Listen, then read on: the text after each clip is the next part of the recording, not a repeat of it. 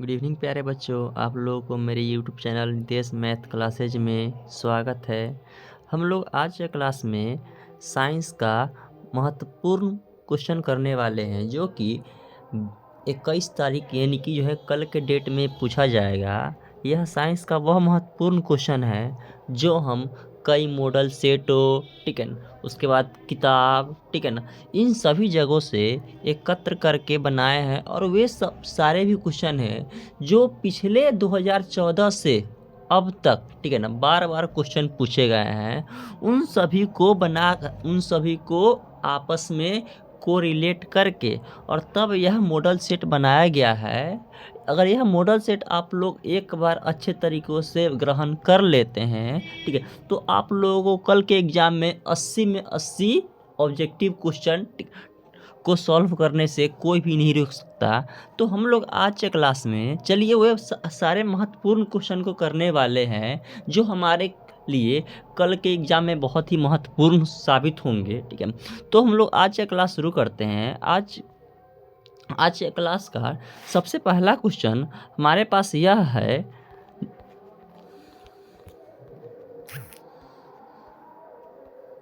समतल दर्पण की फोकस दूरी क्या होती है। क्या बोला है क्वेश्चन, समतल दर्पण की फोकस दूरी क्या होती है।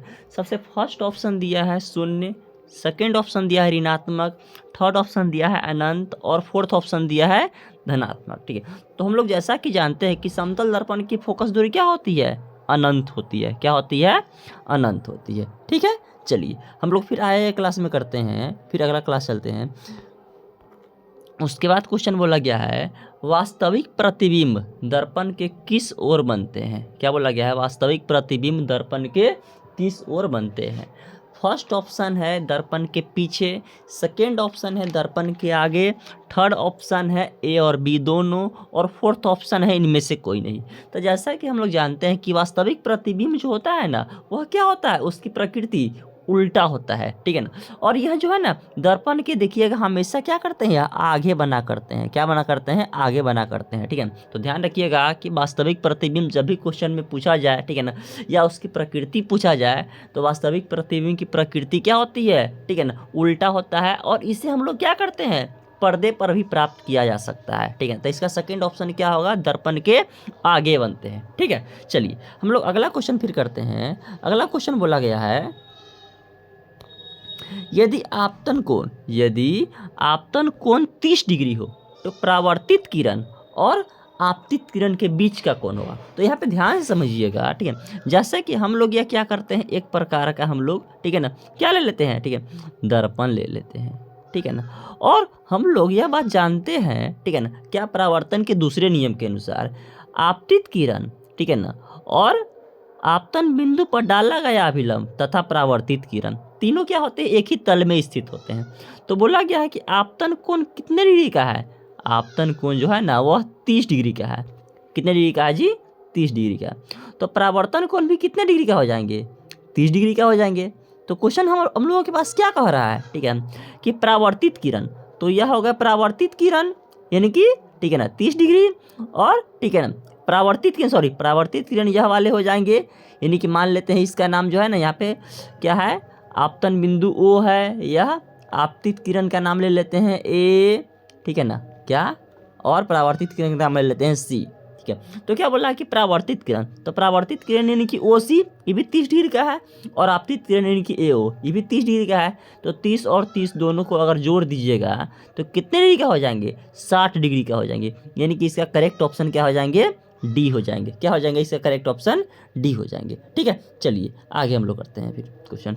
अगला क्वेश्चन बोला गया है, क्वेश्चन नंबर 4, एक दर्पण पर आपतित प्रकाश की चाल सी है तो परावर्तित प्रकाश की चाल कितना होगा, ठीक है ना। तो देखिए दर्पण पर क्या होती है, ठीक है, कि आपतित किरण और परावर्तित किरण दोनों क्या होते हैं, आपस में समान ही होते हैं, ठीक है। तो इसका थर्ड ऑप्शन क्या हो जाएंगे, सी ही हो जाएंगे। यानी कि अगर आपतित प्रकाश की चाल सी है तो परावर्तित प्रकाश की चाल भी कितनी हो जाएंगे, सी ही हो जाएंगे, ठीक है। चलिए देखिए आगे क्वेश्चन फिर करते हैं हम लोग।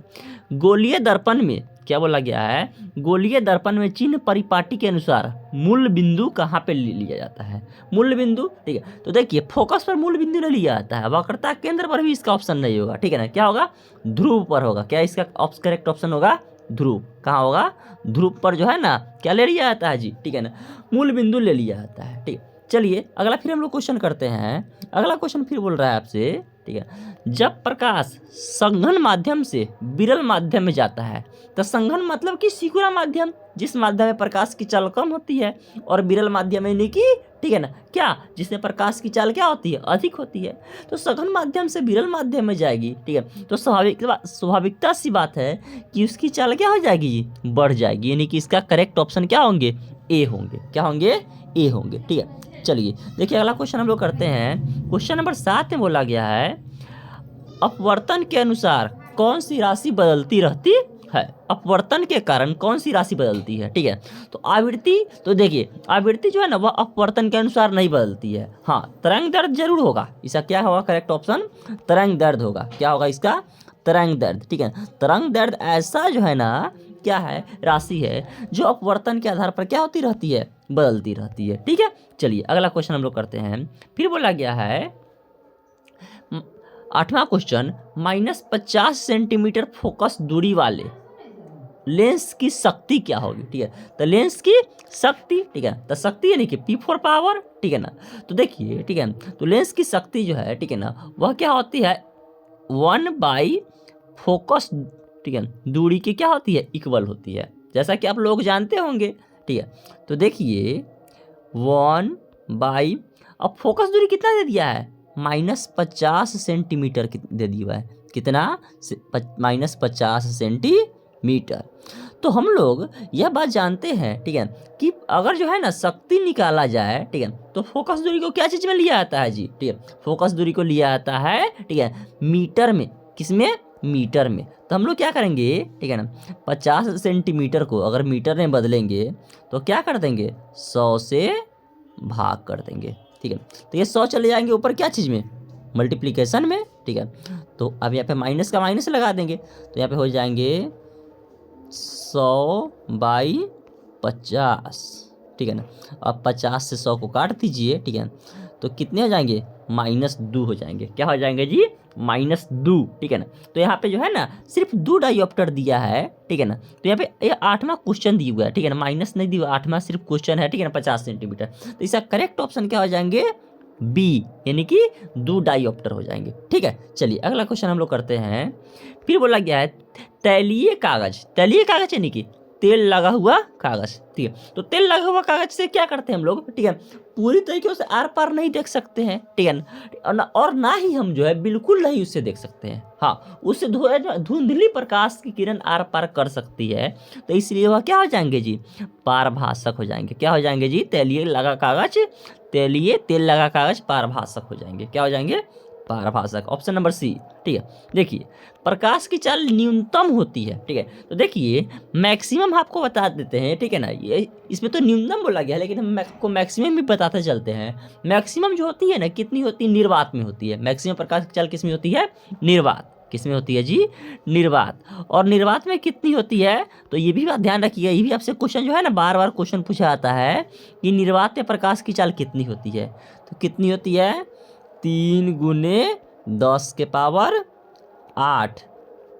क्या, मीटर प्रति सेकेंड, ठीक है ना। अगर किलोमीटर में बोला जाएगा तो 3 लाख किलोमीटर मारेंगे, ठीक है। और सबसे कम किस में होती है, तो सबसे कम होती है कांच में। किस में,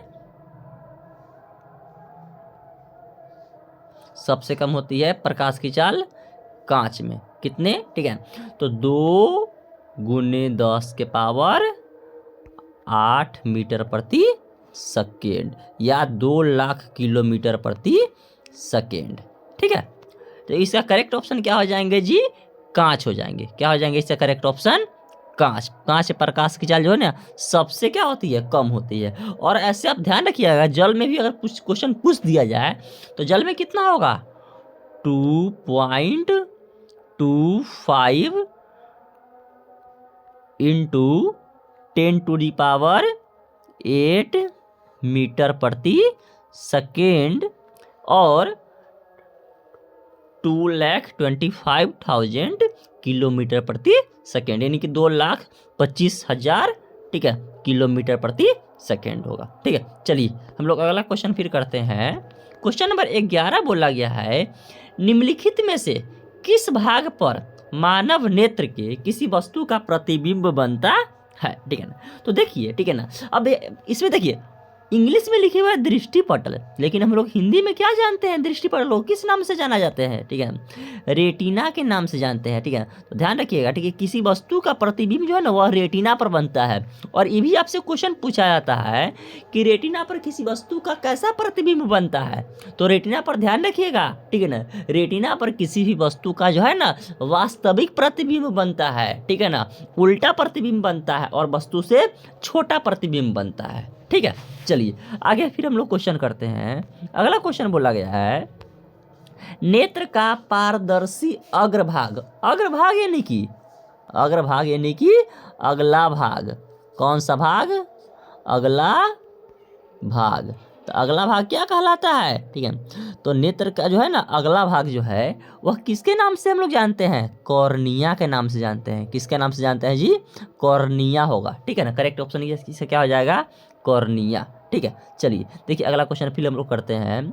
फिर बोला गया है, बाईफोकल लेंस द्वारा कौन सा दोष सुधारा जाता है। तो बाईफोकल लेंस या जिसको हम लोग द्विफोक्सी लेंस भी कहा करते हैं, तो द्विफोक्सी लेंस जो है ना वह किस दोष में काम आते हैं। ठीक है ना, तो जरा दूरदर्शिता में, या हम लोग जरा दृष्टि दोष भी कहते हैं। ठीक है ना, निकट दृष्टि दोष के लिए ध्यान रखेंगे, ये भी आपसे क्वेश्चन पूछा जा सकता है कि निकट दृष्टि दोष में कौन सा लेंस का उपयोग किया जाता है निकट दृष्टि दोष को सुधारने के लिए। तो निकट दृष्टि दोष में अवतल लेंस का उपयोग किया जाता है। दूर दृष्टि दोष को, ठीक है, उपचार हेतु कौन से लेंस का उपयोग किया जाता है, उत्तल लेंस का उपयोग किया जाता है। और जरा दूरदर्शिता के लिए या जरा दूर, ठीक है, जरा दृष्टि दोष के लिए बाईफोकल लेंस का उपयोग किया जाता है। तो क्वेश्चन नंबर 13 का हो जाएंगे सी ऑप्शन। ठीक है, चलिए अगला क्वेश्चन फिर बोला जाता है, देखिए रॉड्स कोशिकाएं किसके प्रति संवेदनशील होते हैं। ठीक है ना, तो देखिए हम लोगों के नेत्र में 2 प्रकार की कोशिकाएं पाई जाती है, एक होता है रॉड्स कोशिकाएं और एक होता है कोन कोशिकाएं। ठीक है, तो रॉड जो कोशिकाएं जो है ना वह क्या करती है, रोशनी के प्रति संवेदनशील होती है। ठीक है ना, और कौन सी रोशनी, तो ध्यान रखिएगा धुंधली रोशनी के लिए संवेदनशील होती है। कौन सी रोशनी जी, धुंधली रोशनी के लिए संवेदनशील होती है। ठीक है ना, तो 14 का जो हो जाएंगे ना सी ऑप्शन करेक्ट हो जाएंगे। ठीक है, चलिए देखिए अगला फिर क्वेश्चन हम लोग करते हैं। अगला क्वेश्चन बोला गया है, ब्लाइंड स्पॉट में क्या नहीं होता है। ठीक है, तो ब्लाइंड स्पॉट में जो है ना, ठीक है ना, रॉड्स और कोन नहीं होते हैं। ब्लाइंड स्पॉट यानी कि अंधेरे प्रकाश में। ठीक है ना, तो अंधेरे प्रकाश में हम लोगों के नेत्र पर क्या नहीं बनेगा जी, ठीक है ना, हम लोगों के नेत्र पर प्रतिबिंब भी नहीं बनेगा। तो इसमें जो है ना करेक्ट इसका ऑप्शन क्या हो जाएंगे, रोड्स और कोन नहीं होगा। ठीक है, चलिए देखिए अगला क्वेश्चन फिर करते हैं हम लोग। अगला क्वेश्चन बोला गया है कि विद्युत फ्यूज विद्युत धारा के किस प्रभाव पर कार्य करती है। ठीक है, तो विद्युत फ्यूज जो है ना वह विद्युत धारा के उष्मीय प्रभाव पर कार्य करती है। कौन से, ठीक है ना, तो उष्मीय प्रभाव पर कार्य करती है। ठीक है ना, चलिए अगला क्वेश्चन फिर हम लोग करते हैं। क्वेश्चन नंबर 17 बोला गया है कि किस उपकरण में धन चिन्ह और ऋण चिन्ह का प्रयोग नहीं होता है। ठीक है ना, तो ध्यान रखिएगा, देखिए एमीटर में जो है ना, तो एमीटर का संकेत जो है ना ऐसे दिखाया जाता होगा। आप लोग जो है ना शायद जहाँ पे क्लास लिए होंगे वहाँ का सर बताए होंगे कि एमीटर में जो है ना क्या किया जाता है, एमीटर को ए से सूचित किया जाता है और वहाँ पे जो है धन चिन्ह और ऋण चिन्ह लिखा दिया जाता है। वोल्ट मीटर में भी जो है ना उसको वी से सूचित किया जाता है और उसमें भी जो है ना पॉजिटिव टर्मिनल और निगेटिव टर्मिनल होता है। ठीक है ना, लेकिन ठीक है ना जो कुंडली जो होता है ना, कुंडली, इस कुंडली में किसी प्रकार के चिन्ह का उपयोग नहीं किया जाता है। विद्युत सेल तो पता होगा आप लोगों को कि जो है ना सेल ऐसे रहती है और सेल में जो है ना जो छोटा वाला जिस पर टिप लगी होती है वह होता है पॉजिटिव टर्मिनल और जो प्लेन सरफेस होता है वह प्लेन सरफेस होता है निगेटिव टर्मिनल। ठीक है, तो कुंडली जो है ना, कुंडली एक ऐसा उपकरण है, अर्थात इसको उपकरण नहीं बोल सकते हैं। यह क्या होता है, एक प्रकार का जो है ना बंद परिपथ होता है। ठीक है ना, जिससे क्या होती है, धारा प्रवाहित होती है। ठीक है, तो इसमें जो है ना धन चिन्ह और ऋण चिन्ह का प्रयोग नहीं किया जाता है। चलिए देखिए अगला क्वेश्चन हम लोग करते हैं। फिर अगला क्वेश्चन बोला गया है 18 कि निम्नलिखित में से कौन सा मात्रक, निम्नलिखित में से कौन सा मात्रक वाट के बराबर होता है। ठीक है, तो ध्यान रखिएगा जूल प्रति सेकेंड जो है ना वह वाट के बराबर होता है। इसका करेक्ट ऑप्शन जो हो जाएंगे ए हो जाएंगे। क्या हो जाएंगे जी? करेक्ट ऑप्शन इसका ए हो जाएंगे। ठीक है, चलिए देखिए 19 क्वेश्चन बोला गया है कि विद्युत हीटर के तार की कुंडली, विद्युत हीटर कह लीजिए, ठीक है ना, या गीजर कह लीजिए, या आयरन कह लीजिए, ठीक है, तो इन सब का जो है ना तार की कुंडली जो होती है वह किसकी बनी होती है? ठीक है, नाइक्रोम की बनी होती है। किसकी बनी होती है जी? नाइक्रोम की बनी होती है। ठीक है, चलिए अगला क्वेश्चन हम लोग फिर करते हैं। अगला जो है क्वेश्चन 20 बोल रहा है कि कार्य करने की क्षमता को क्या कहते हैं? क्या? कार्य करने की क्षमता को क्या कहते हैं? ठीक है, तो कार्य करने की क्षमता को क्या कहा जाता है जी? शक्ति कहा जाता है। क्या कहा जाता है जी? शक्ति कहा जाता है। क्या कहा जाता है? ठीक है, शक्ति। इसका जो है ना करेक्ट ऑप्शन क्या हो जाएंगे? बी हो जाएंगे। ठीक है, चलिए देखिए अगला क्वेश्चन फिर हम लोग फिर करते हैं। अगला क्वेश्चन आपसे यह कह रहा है विद्युत धारा, ठीक है, के चुंबकीय प्रभाव की खोज किसने की थी? विद्युत धारा के चुंबकीय प्रभाव की खोज किसने की थी? ठीक है, तो ध्यान रखिएगा, ठीक है ना, इसकी खोज जो है ना वह ऑस्ट्रेड ने किए थे। किसने किए थे जी? ऑस्ट्रेड ने किए थे। यानी कि 21 का जो है ना ए ऑप्शन करेक्ट हो जाएंगे। क्या हो जाएंगे जी? 21 का ए ऑप्शन करेक्ट हो जाएंगे। ठीक है, चलिए ध्यान दीजिए। अब अगला क्वेश्चन फिर बोला गया है कि चुंबकीय बल रेखाएं की प्रकृति कैसी होती है? क्या? चुंबकीय बल रेखाएं की प्रकृति कैसी होती है? तो ध्यान रखिएगा जो चुंबकीय जो बल रेखाएं होती है ना उसकी प्रकृति क्या होती है? वास्तविक होती है। क्या होती है इसकी जी? प्रकृति वास्तविक होती है। ध्यान रखिएगा। ठीक है, चलिए अगला क्वेश्चन फिर हम लोग फिर करते हैं। क्वेश्चन नंबर 23 विद्युत धारा उत्पन्न करने की युक्ति को क्या कहते हैं? ठीक है, तो विद्युत धारा उत्पन्न करने की जो युक्ति है ना वह क्या कहलाती है? जनित्र के नाम से उसको जानते हैं। क्या चीज के नाम से जानते हैं? जनित्र, यानी कि ऑप्शन नंबर इसका ए हो जाएंगे। ठीक है, ध्यान रखिएगा ये सब क्वेश्चन वैसे क्वेश्चन है, ठीक है, जो बोर्ड एग्जाम में बार बार लगातार टॉर्चर किए जाने वाले क्वेश्चन है। अगर इन क्वेश्चनों को अगर आप अच्छे तरीकों से एक बार रिवीजन कर लेते हैं एग्जाम में जाने से पहले, ठीक है, तो फिर आपको 80 में 80 ऑब्जेक्टिव क्वेश्चन को बनाने से कोई भी नहीं रोक सकता है। दुनिया की कोई भी ताकत जो है ना आपको 80 में 80 ऑब्जेक्टिव क्वेश्चन बनाने से नहीं रोक सकता है। ठीक है, चलिए अगला क्वेश्चन हम लोग फिर करते हैं। क्वेश्चन नंबर 24 में बोला गया है लघु पथन के समय परिपथ का प्रतिरोध। तो लघु पथन यानी कि जिसको हम लोग जो है ना इंग्लिश में शॉर्ट सर्किटिंग के नाम से जानते हैं। ठीक है, तो शॉर्ट सर्किटिंग कब होता है? ठीक है ना, तो जब जो है ना जब शॉर्ट सर्किटिंग होता है, ठीक है, तो उस समय जो है ना परिपथ का जो प्रतिरोध जो होता है वो बहुत अधिक क्या हो जाता है जी? ठीक है ना, बहुत अधिक बढ़ जाता है। क्या हो जाता है जी? बहुत अधिक बढ़ जाता है। यानी कि ऑप्शन नंबर इसका जो है ना सी हो जाएंगे। क्या हो जाएंगे जी?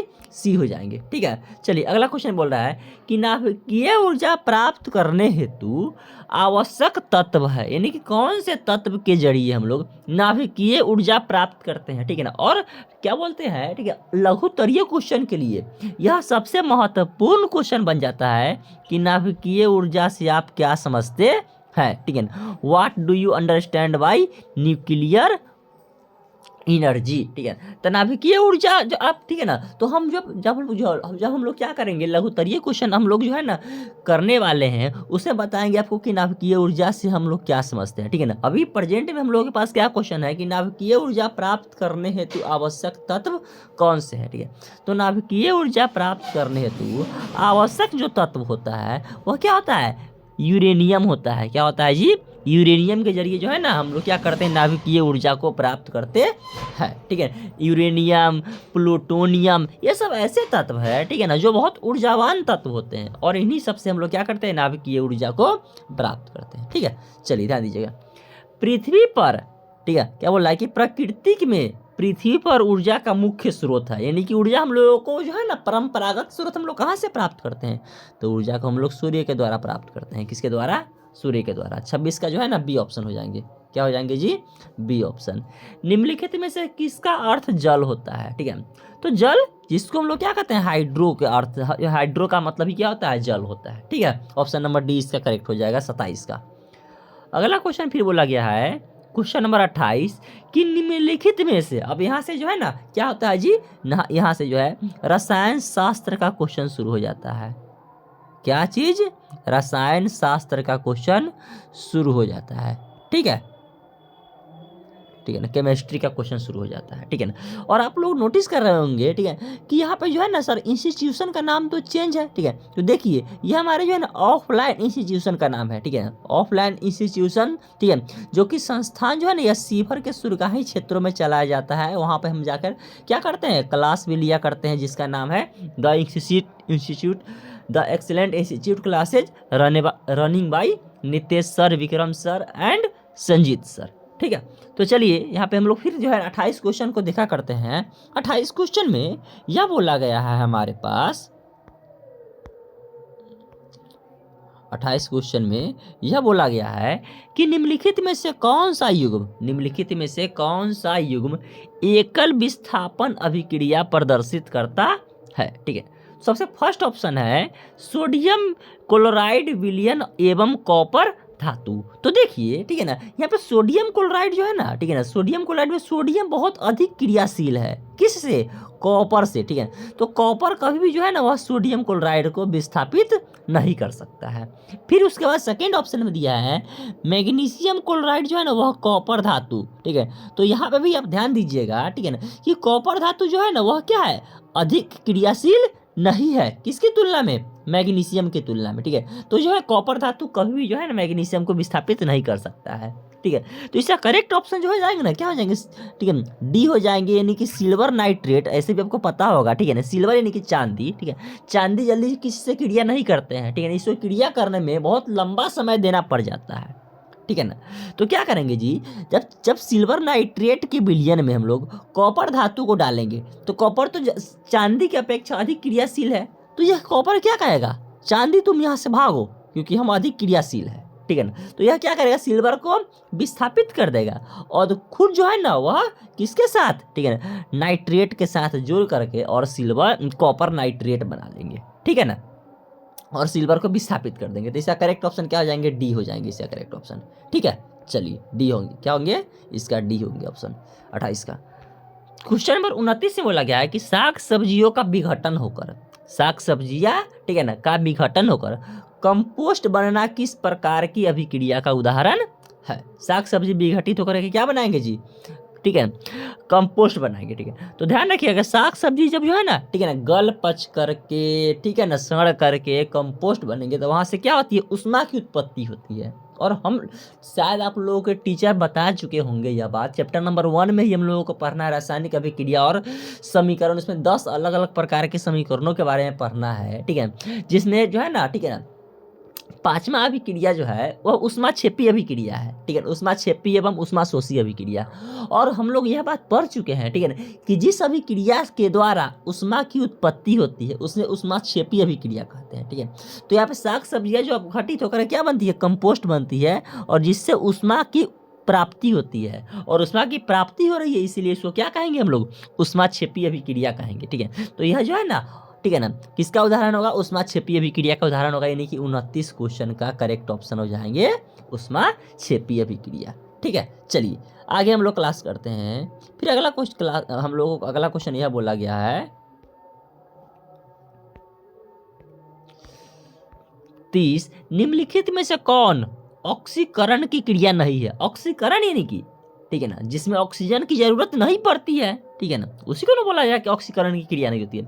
अब बताइए दहन, क्या जलाने के लिए ऑक्सीजन की चाहिए कि नहीं चाहिए, ऑफ कोर्सली चाहिए। श्वसन के लिए भी ऑक्सीजन चाहिए। भोजन का पाचन, भोजन को पचने में भी अगर हम लोग श्वास नहीं लेंगे, ठीक है, तो क्या भोजन का पाचन होगा, बिल्कुल नहीं होगा। ठीक है ना, तो इसका करेक्ट ऑप्शन क्या हो जाएंगे, अवक्षेपण अभिक्रिया। क्या हो जाएंगे जी, अवक्षेपण अभिक्रिया। क्या हो जाएंगे जी, अवक्षेपण अभिक्रिया हो जाएंगे। ठीक है, क्या हो जाएंगे, अवक्षेपण अभिक्रिया, यानी कि डी। ठीक है, चलिए अगला क्वेश्चन हम लोग फिर करते हैं। ग्लूकोज का रासायनिक सूत्र क्या है। क्या ग्लूकोज का रासायनिक सूत्र इनमें से कौन है। ठीक है, सबसे फर्स्ट है, आपको खुद से बता दीजिए, ठीक है ना, सबसे फर्स्ट है C2H5OH। ठीक है।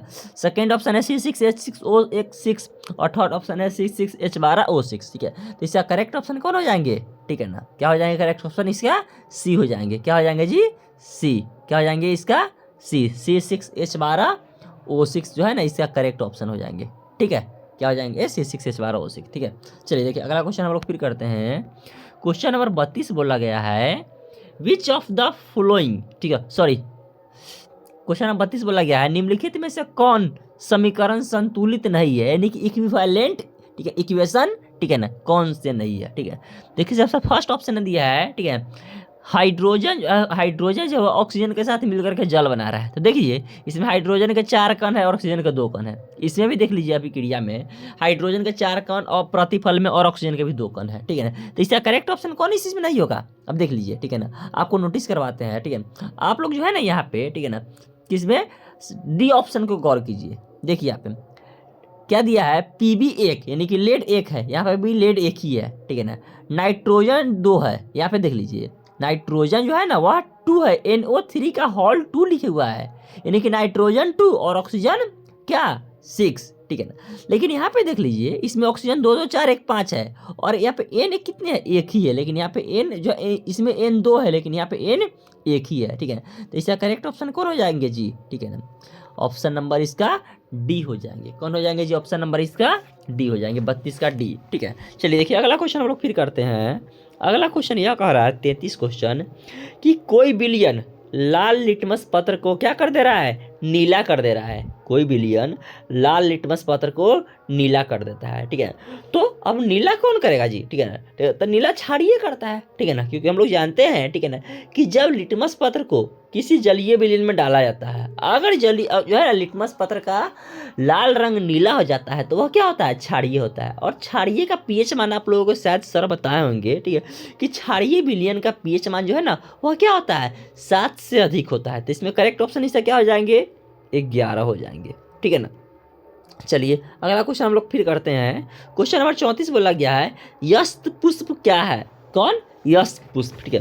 तो यस्त पुष्प जो है ये आप ध्यान रखिएगा, ये क्वेश्चन जो है बार बार क्वेश्चन पूछे जाते हैं, ठीक है। तो यस्त पुष्प जो है ना वो हम लोग जिंक ऑक्साइड को कहते हैं। किसको कहते हैं जी, जिंक ऑक्साइड को यस्त पुष्प के नाम से जाना जाता है, ठीक है।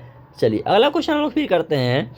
क्वेश्चन नंबर 35 यह कह रहा है कि निम्नलिखित में से कौन से गैस चूने के पानी को दूधिया कर देता है, ठीक है ना। तो आप लोगों को शायद जो है ना घर में, ठीक है ना, आप लोगों को देखने को मिलता होगा, ठीक है ना, कि जो चूने के जल से, ठीक है ना, दीवार सबको पेंट किया जाता है, ठीक है। तो जब चूने को क्या किया जाता है, जल में डाला तो वहाँ बहुत ही खौलने लगता है, ठीक है ना, और जिसके वजह से जो है ना वहाँ से कार्बन डाइऑक्साइड गैस निकलती है। कौन गैस निकलती है जी, कार्बन डाइऑक्साइड गैस निकलती है। और वही कार्बन डाइऑक्साइड गैस जो है ना वह चूने को क्या कर देता है जी, एकदम दूधिया बना देता है, दूध के जैसा एकदम जो है ना बना देता है, ठीक है ना। तो इसका करेक्ट ऑप्शन क्या हो जाएंगे जी, डी, यानी कि कार्बन डाइऑक्साइड गैस जो है ना वह चूने के जल को क्या कर देता है, दूधिया कर देता है, ठीक है। चलिए अगला क्वेश्चन हम लोग फिर करते हैं। मधुमक्खी के डंक में निम्नलिखित में से कौन सा अम्ल होता है। तो मधुमक्खी के डंक में, या ध्यान रखिएगा कि मधुमक्खी के डंक में जो है ना आपको मेथेनोइक अम्ल पाया जाता है। कौन अम्ल जी, मेथेनोइक अम्ल पाया जाता है, ठीक है ना, ये बात ध्यान रखिएगा, ठीक है ना। मेथेनोइक अम्ल को हम लोग जो है ना किताब में आप लोगों को देखने को नहीं मिलेगा। किताब में आप लोगों को बोल रहे होंगे कि सर किताब में तो हम लोग मेथेनोइक अम्ल के बारे में समझे ही नहीं है, ठीक है ना, क्योंकि चैप्टर नंबर 2 में अम्ल, भस्म और लवण हम लोगों को पढ़ना था, ठीक है ना। तो जिस हम लोग फॉर्मिक अम्ल पढ़े थे कि लाल चींटी में जो है ना फॉर्मिक अम्ल पाया जाता है, ठीक है। तो बिल्कुल आप सही पकड़ रहे हैं, फॉर्मिक अम्ल को हम लोग मेथेनोइक अम्ल के भी नाम से जानते हैं, ठीक है ना। तो इसलिए मधुमक्खी के डंक में जो है ना क्या हो जाएंगे, मेथेनोइक अम्ल पाए जाते हैं, ठीक है। अगला क्वेश्चन फिर बोला गया है प्लास्टर ऑफ पेरिस का रासायनिक सूत्र क्या होता है, ठीक है ना, ध्यान रखिएगा, ठीक है ना। आपसे जो है ना लघुतरीय क्वेश्चन है पूछा जाता है, ठीक है ना, कि प्लास्टर ऑफ पेरिस के उपयोग बताइए। तो डॉक्टर सब जो है ना वो टूटी हुई हड्डियों को बनाने में करते हैं, ठीक है ना। उसके बाद जो है ना आर्किटेक्ट बनाने में किया जाता है, मूर्तियाँ बनाने में किया जाता है। और इसका रासायनिक सूत्र की बात किया जाए तो इसका रासायनिक सूत्र हो जाता है CaSO4 × 12H2O, ठीक है। ऑप्शन नंबर बी इसका करेक्ट ऑप्शन हो जाएंगे 37 का। 38 क्वेश्चन बोला गया है अम्ल और क्षार आपस में भी क्रिया करके बनाते हैं, ठीक है। तो अम्ल और क्षार आपस में भी क्रिया करके ऑफ कोर्सली क्या बनाएंगे, ठीक है, लवण बनाएंगे, ठीक है। देखिए अगला क्वेश्चन हम लोग फिर करते हैं। क्वेश्चन नंबर 39 यह बोला गया है कि निम्नलिखित में से किस तत्व में संयोजी इलेक्ट्रॉनों की संख्या सबसे अधिक है। संयोजी इलेक्ट्रॉन यानी कि वैसे इलेक्ट्रॉन जो अभिक्रियाशील करने योग्य हो, ठीक है ना। तो देखिए अगर सिलिकॉन की बात किया जाए तो सिलिकॉन आप लोगों को शायद पता होगा कि सिलिकॉन जो है ना वह 14 पर पाया जाता है, ठीक है ना। कितने पर? 14 पर पाया जाता है, ठीक है ना। तो और एल्युमिनियम जो है वह 13 पर पाया जाता है, ठीक है ना। उसके बाद जो है ना सोडियम जो है वह 11 पर पाया जाता है और फास्फोरस जो है ना वह 15 पर पाया जाता है, ठीक है ना। और इसमें अभिक्रिया करने वाले जो है ना कितने इलेक्ट्रॉन होते हैं जी? तो 5 इलेक्ट्रॉन होते हैं, ठीक है ना। तो इसका जो है ना करेक्ट ऑप्शन क्या हो जाएंगे? सी हो जाएंगे। क्या हो जाएंगे जी? सी, ठीक है ना। जो है ना क्या होता है, ठीक है ना, कि जो है ना पोटेशियम की जो है ना वह इलेक्ट्रॉनों की संख्या जो है ना क्या होती है? संयोजी करने वाले इलेक्ट्रॉनों की संख्या अधिक होती है, ठीक है। चलिए अगला क्वेश्चन हम लोग फिर करते हैं। क्वेश्चन नंबर 40, क्यूप्राइट निम्नलिखित में से किस धातु का अयस्क है? क्यूप्राइट निम्नलिखित में से किस धातु का अयस्क है, ठीक है ना। तो इसका देखिए क्वेश्चन में ही इसका उत्तर छुपा हुआ है। क्यूप्राइट में कॉपर छुपा हुआ है, तो इसीलिए इसका करेक्ट ऑप्शन हो जाएंगे copper, option number C. Question number 41 यह बोला गया है कि ऑक्सीजन की संयोजकता कितनी होती है? तो आप लोगों को शायद पता होगा कि ऑक्सीजन जो है ना वह 8 पर पाया जाता है, ठीक है ना।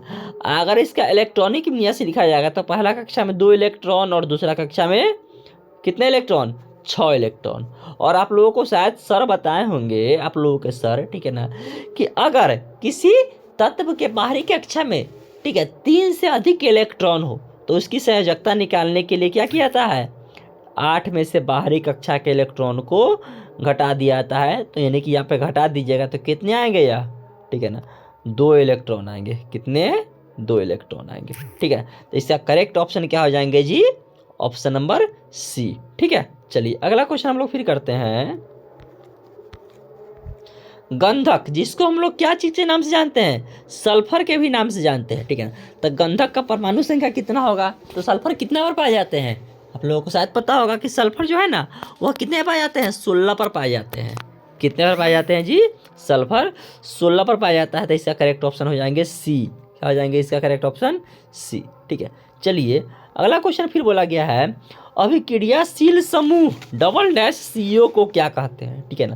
तो देखिए आप लोगों को याद करने का ट्रिक बताए जाते हैं। C4 कार्बन, ठीक है, और कार्बन वाले इसमें कौन से ऑप्शन है, ठीक है। तो कार्बोनिल समूह जो है ना डबल डैश CO का जो है ना क्या हम लोग कौन सा समूह कहते हैं? कार्बोनिल समूह कहते हैं। तो इसका करेक्ट ऑप्शन हो जाएंगे डी, ठीक है। चलिए अगला क्वेश्चन हम लोग फिर करते हैं। क्वेश्चन नंबर 44 बोला गया है कि वेल्डिंग में, वेल्डिंग यानी कि जिससे हम लोग क्या करते हैं, घर बनते हैं, लोहा का जो है घर बनाया जाता है, ग्रिल बनाया जाता है, उसको वेल्डिंग के द्वारा ही बनाया जाता है। तो क्या बोला गया है कि वेल्डिंग में किस गैस का उपयोग किया जाता है, ठीक है। तो ध्यान रखिएगा कि वेल्डिंग में जो है ना एथाइन गैस का उपयोग किया जाता है। किस गैस का? एथाइन गैस का उपयोग किया जाता है, ठीक है। चलिए अगला क्वेश्चन फिर हम लोग करते हैं। क्वेश्चन 45 में बोला गया है कि कार्बन आवर्त सारणी के किस वर्ग का सदस्य है, ठीक है।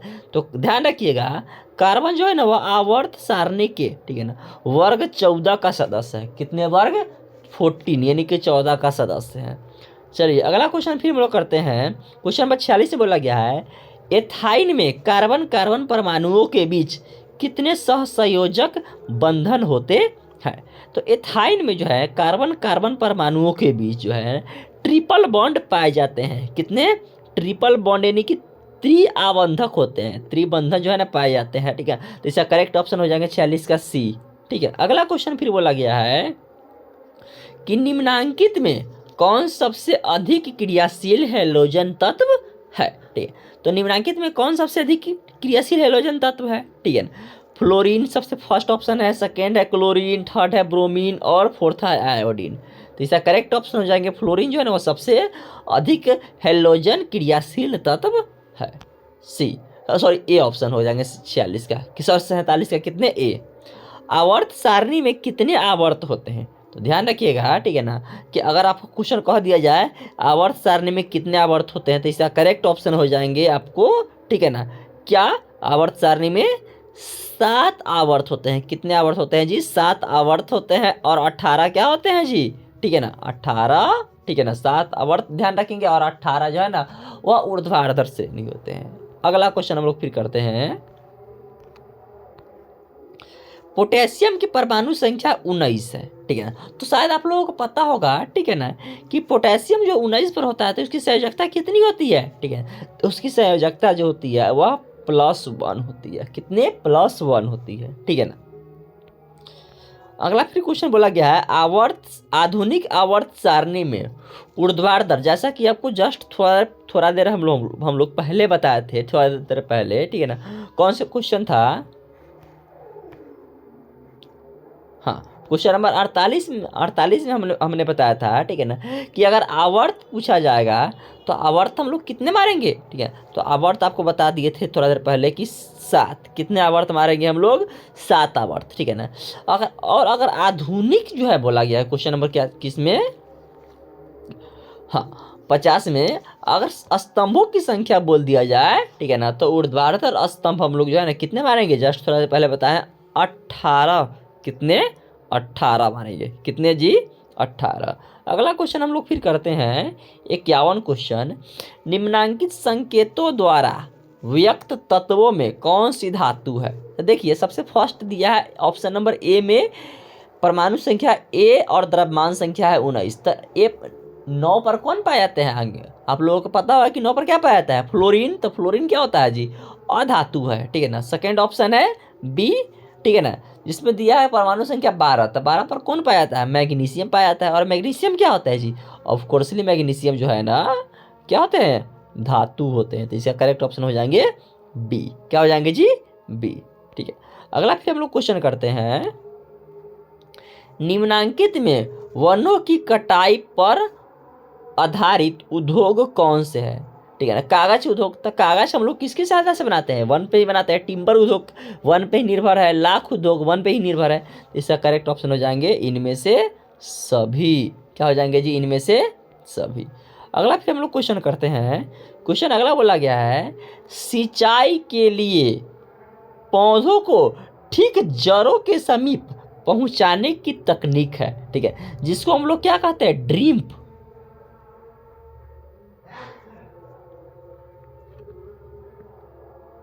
क्या? ड्रिप सिंचाई भी कहते हैं। और उसको हम लोग हिंदी में जो है टपकन सिंचाई के नाम से जानते हैं। क्या चीज?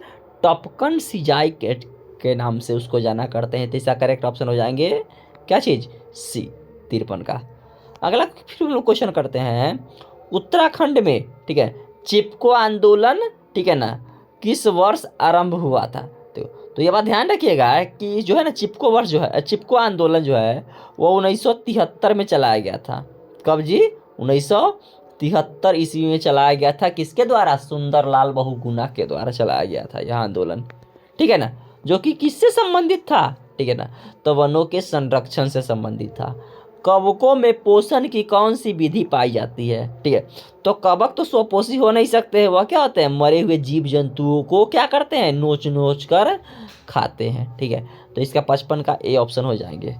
चलिए आगे क्वेश्चन देख लीजिए।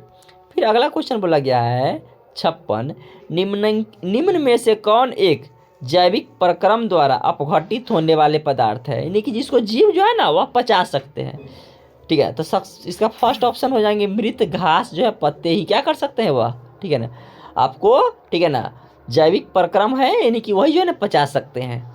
अगला क्वेश्चन हम लोग फिर करते हैं 57, मनुष्य में पाचन की क्रिया कहाँ से आरंभ होती है? ठीक है, तो मनुष्य भोजन का पचना जो है ना वो मुख गुहा से ही शुरू होती है और लास्ट में कहाँ तक जाती है? ठीक है, बड़ी आंत तक जाती है, ठीक है। चलिए अगला क्वेश्चन हम लोग फिर करते हैं, सजीवों में पाए जाने वाले प्रक्रम, यानी कि सजीव कौन कौन सी क्रिया करते हैं? श्वसन करते हैं, पोषण करते हैं, प्रजनन करते हैं। तो इसका क्या हो जाएंगे? ऑप्शन डी इसका करेक्ट ऑप्शन हो जाएंगे इनमें से सभी, ठीक है। चलिए अगर हम लोग फिर क्वेश्चन करते हैं, क्वेश्चन नंबर 59 बोला गया है किण्वन की क्रिया होती है। तो किण्वन की क्रिया कौन करते हैं? तो ईस्टों में जो है ना किण्वन की क्रिया होती है। किसमें? ईस्टों में किण्वन की क्रिया होती है। चलिए अगला क्वेश्चन हम लोग फिर करते हैं, क्वेश्चन नंबर 60 बोल रहा है हमसे वायवीय श्वसन, यानी कि वायवीय श्वसन यानी कि जिसमें वायु की जरूरत पड़ती है, ठीक है। तो वायु की जरूरत के लिए हम लोग कौन सी गैस का सेवन करते हैं? ऑक्सीजन गैस की जरूरत होती है। ऑप्शन नंबर इसका करेक्ट हो जाएंगे डी 60 का। 61 क्वेश्चन बोला है कोशिकीय ईंधन किसको कहते हैं? तो कोशिकीय ईंधन जिनसे हम लोग क्या होती है? ऊर्जा की प्राप्ति होती है। ग्लूकोज को कोशिकीय ईंधन कहा करते हैं। ऑप्शन नंबर इसका सी हो जाएंगे 62 क्वेश्चन बोला गया है, पौधों में वाष्पोत्सर्जन मुख्यतः किस अंग से होता है, ठीक है। तो देखिए यहाँ पे जो है ना ऑप्शन पर यह डिपेंड करता है, ठीक है ना। अगर जो है ना सिर्फ आपको लोगों को जो है ना ऐसे क्वेश्चन मिलेंगे, ठीक है ना, जिसमें अगर ऑप्शन केवल पत्ती रहेंगे तो पत्ती मारेंगे, लेकिन यहाँ पे फूल जो है ना, ठीक है, क्या बोल रहा है कि तना, पत्ती, फूल और इनमें से सभी। तो फूल से तो वाष्पोत्सर्जन की क्रिया कभी नहीं होती होंगी, तना में करते हैं, ठीक है ना, और यहाँ पे पत्ती में करते हैं, तो इसका करेक्ट ऑप्शन हम लोग क्या मारेंगे, सी मारेंगे। पत्ती से जो है ना वाष्पोत्सर्जन की क्रिया होती है, ठीक है ना, यानी कि जिसमें पत्तियों में छोटे छोटे जो रंध्र पाए जाते हैं, जिसको हम लोग क्या चीज़ के नाम से जानते हैं, स्टोमाटा के नाम से जानते हैं। और वही स्टोमाटा क्या करते हैं, गैसों को आदान प्रदान करने के लिए सहायक होते हैं, ठीक है ना, और जल को बाहर निकालने में भी सहायक होते हैं। तो इसका करेक्ट ऑप्शन हो जाएंगे पत्ती 62 का, ठीक है। अगला क्वेश्चन हम लोग फिर करते हैं, क्वेश्चन नंबर 63। यह बोला गया है मानव हृदय किस तंत्र का भाग है, यानी कि हम लोग हृदय से कौन सी क्रिया करते हैं, ठीक है। तो हृदय पाचन से तो नहीं करते हैं, ठीक है ना, श्वसन, ठीक है ना, तो उसके बाद है उत्सर्जन, और लास्ट ऑप्शन है परिसंचरण तंत्र, ठीक है। तो हम लोग क्या करते हैं, परिसंचरण की क्रिया करते हैं, यानी कि रक्त को क्या करते हैं, भेजने के लिए उपयोग किया करते हैं, पंप करता है हार्ट हम लोगों को, ठीक है, जिससे कि क्या होता है, रक्त जो है वह पूरे शरीर में परिसंचरित होते हैं, ठीक है। तो इसका करेक्ट ऑप्शन हो जाएंगे 63 का डी। क्या हो जाएंगे जी, 63 का डी हो जाएंगे। अगला क्वेश्चन फिर बोला गया है निम्नांकित में से कौन सा रक्त को थक्का बनाने में सहायक होता है, ठीक है। तो देखिए रक्त को थक्का बनाने वाला ऊतक क्या होता है, ठीक है ना, तो ब्लड प्लेटलेट्स होता है, जिसको हम लोग जो है ना रक्त पट्टिकाणु के भी नाम से जानते हैं, ठीक है। और रक्त पट्टिकाणु में कौन होते हैं जी, तो फाइब्रिनोजीन जो है होते हैं, वही क्या करते हैं, रक्त को थक्का बनाने के लिए उत्तरदायित्व होते हैं, ठीक है। तो इसका करेक्ट ऑप्शन हो जाएंगे बी। अगला क्वेश्चन हम लोग करते हैं 65। पादप अपशिष्ट संचित रहते हैं, यानी कि पादप में जो है ना मलमूत्र जो होते हैं वह कहाँ जमा होते हैं, छाल में, कोशिकीय रिक्तिकाओं में, पत्तियों में, और ऑप्शन नंबर डी है इनमें से सभी में। तो इसका करेक्ट ऑप्शन हो जाएंगे इनमें से सभी हो जाएंगे। क्या हो जाएंगे, इसका करेक्ट ऑप्शन इनमें से सभी हो जाएंगे। क्वेश्चन नंबर 66 बोला गया है कि एमिनो अम्ल के विखंडन से क्या बनाया जाता है। तो एमिनो अम्ल के विखंडन करते हैं ना, तो वहाँ पे क्या बनता है, अमोनिया का निर्माण होता है। किसका निर्माण होता है, अमोनिया का, यानी कि 66 का सी ऑप्शन करेक्ट हो जाएंगे। अगला क्वेश्चन हम लोग फिर करते हैं, क्वेश्चन नंबर 67। यह बोला गया है कि वृक्क का प्रधान यानी कि मुख्य कार्य क्या होता है। तो वृक्क क्या करता है, हमारे शरीर से, ठीक है ना, हानिकारक और अनुपयोगी पदार्थों को वह क्या कर देते हैं जी, बाहर निकालने के लिए उत्तरदायित्व होते हैं, यानी कि इसका करेक्ट ऑप्शन हो जाएंगे बी 67 का उत्सर्जन, ठीक है। अगला क्वेश्चन हम लोग फिर करते हैं, इनमें से कौन पादप हार्मोन है, यानी कि पेड़ पौधों में पाए जाने वाले हार्मोन है, ठीक है। तो इंसुलिन जो कि क्या है, ठीक है ना, वह जंतु हार्मोन है, थायरॉक्सिन, एस्ट्रोजन, ये सारे जंतु हार्मोन है। साइटोकाइनिन जो है ना वही क्या है, पादप हार्मोन है। क्या, साइटोकाइनिन जो है वह पादप हार्मोन है, ठीक है। अगला क्वेश्चन फिर बोला गया है, ठीक है, फल पकाने वाले हार्मोन कौन है। क्या, फल पकाने वाले हार्मोन कौन से होते हैं। तो फल पकाने के लिए हम लोग जो है ना एथिलीन का उपयोग करते हैं। किसका जी, एथिलीन का जो है ना प्रयोग करते हैं, ठीक है ना। देखिएगा, ठीक है ना, कि जो है ना पर्व त्योहारों में जो है ना केला को क्या किया जाता है, पेड़ से तोड़ कर लिया जाता है और उनका जो है ना उपयोग कर लिया जाता है समय से पहले ही। तो वो लोग क्या करते हैं, ठीक है ना, एथिलीन डालते हैं, जिनसे कि क्या होते हैं, जल्दी से फल पक जाते हैं, ठीक है। तो 69 का हो जाएंगे सी ऑप्शन। अगला क्वेश्चन फिर बोला गया है, क्वेश्चन नंबर 70। मनुष्य के कपाल तंत्रिकाओं की संख्या कितनी होती है। तो इसका कपाल तंत्रिका की संख्या अगर बोला जाएगा तो 24 गो, ठीक है ना। ऐसे यहाँ पे ऑप्शन में क्या दिया है, जोड़ा के रूप में दिया है, तो जोड़ा कितने जोड़े हो जाएंगे, 12 जोड़ी। कितने जोड़ी, 12 जोड़ी हो जाएंगे। अगला क्वेश्चन हम लोग फिर करते हैं 71। रुधिर चाप नियंत्रित होता है। तो रुधिर चाप जो है ना वह एड्रीनल ग्रंथि के द्वारा जो है ना क्या होता है, नियंत्रित किया जाता है। किसके, एड्रीनल ग्रंथि द्वारा, ठीक है। अगला क्वेश्चन हम लोग फिर करते हैं 72 क्वेश्चन। यह बोला गया है हाइड्रा में प्रजनन की विधि होता है। तो हाइड्रा वह अलैंगिक विधि से प्रजनन करते हैं, और अलैंगिक में भी कौन, ठीक है। तो ध्यान रखेंगे कि मुकुलन विधि द्वारा। कौन विधि द्वारा जी, हाइड्रा जो है ना वह मुकुलन विधि द्वारा प्रजनन किया करते हैं, ठीक है। चलिए अगला हम लोग फिर क्वेश्चन करते हैं 73 क्वेश्चन बोला गया है पुष्पों में नर प्रजनन अंगक होता है। तब पुष्प में जो है ना वह नर पर्यावरण क्या होता है, पुंकेसर होता है। क्या हो जाता है जी, पुंकेसर, यानी कि 73 का ऑप्शन नंबर ए करेक्ट हो जाएंगे। अगला क्वेश्चन फिर बोला गया है क्वेश्चन नंबर 64 कि शुक्राणु बनता है, ठीक है। तो शुक्राणु जो क्या है, ठीक है ना, वह जो शुक्राणु जो है ना वह क्या करता है, नरों में बनाया जाता है, ठीक है ना। तो आप देख लीजिए इसमें नर में कौन कौन से पाए जाते हैं, ठीक है। गर्भाशय जो कि मादा जनन अंग है, मूत्राशय, ठीक है ना, वह क्या है, एक प्रकार की नलिका होती है, ठीक है ना, एक प्रकार का थैली होता है जहाँ पे क्या होता है जी, वही तो मूत्र जमा होता है। अंडाशय, ये भी क्या होता है जी, मादाओं में पाया जाता है। तो क्या पे कौन सा ऑप्शन बच गया, डी ऑप्शन बच गया, वृषण। वृषण में ही क्या होता है जी, शुक्राणु का निर्माण होता है, ठीक है ना, जो कि क्या होता है, प्रजनन क्रिया में सहायक होता है। अगला क्वेश्चन हम लोग फिर करते हैं 75 क्वेश्चन बोला गया है कि जीवों की उत्पत्ति से पहले, ठीक है ना, पृथ्वी पर निम्नलिखित में से क्या नहीं था। और जीवा जो है पृथ्वी की उत्पत्ति क्या हुई थी, तो 3.5 बिलियन वर्ष 3.5 बिलियन ईयर्स एगो जो है ना, यानी कि 3.5 बिलियन वर्ष पहले जो है ना वह पृथ्वी की उत्पत्ति हुई थी। और उससे पहले जो है ना पृथ्वी पर क्या नहीं था, तो ऑक्सीजन गैस नहीं था, यानी कि ठीक है 75 का ऑप्शन नंबर सी हो जाएंगे करेक्ट, ठीक है ना। अगला फिर हम लोग क्वेश्चन करते हैं 76 क्वेश्चन यह कह रहा है और क्लियोपैट्रिक्स के संबंध में निम्नलिखित में से कौन सा कथन सत्य था, ठीक है ना। तो देखिए यह क्वेश्चन जो है यह चैप्टर नंबर 5 बायोलॉजी से क्वेश्चन पूछ दिया गया है, ठीक है ना। इसका जो है ना ऑप्शन बोला गया है कि यह एक जीवाश्म ईंधन है, इसके जबड़े में दांत और अंगूठियों में नख होते थे, यानी कि नाखून होते थे।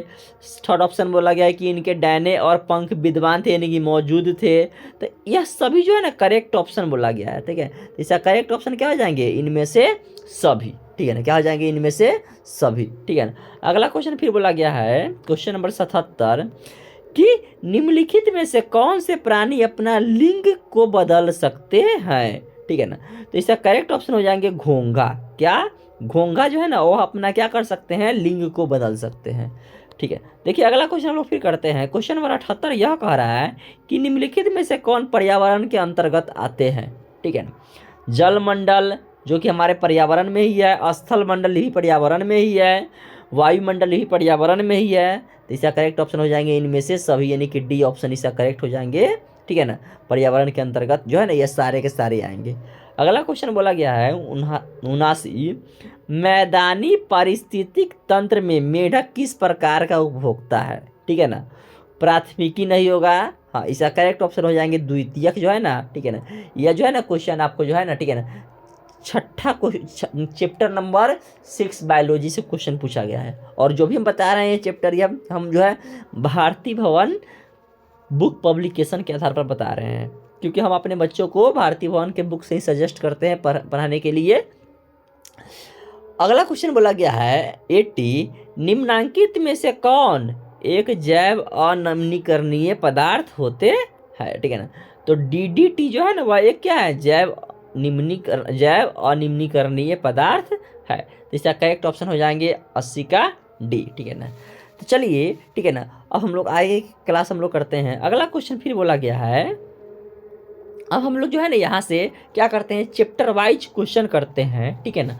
चलिए देखिए सबसे फर्स्ट क्वेश्चन बोला गया है प्रकाश के अपवर्तन के कितने नियम है, ठीक है ना। तो आप लोगों को शायद टीचर बता चुके होंगे कि प्रकाश के अपवर्तन के जो है ना कितने नियम होते हैं, ठीक है ना, 2 नियम होते हैं। कितने नियम होते हैं जी, 2 नियम होते हैं, ठीक है। सबसे फर्स्ट नियम क्या कहता है, आपतित किरण, ठीक है ना, आप उसके बाद आपतन बिंदु पर डाला गया विलंब और परावर्तित किरण, तीनों क्या होता है, सॉरी अपवर्तन बोला गया है, ठीक है। तो अपवर्तन के भी 2 नियम होते हैं और वह क्या कहता है, ठीक है ना, कि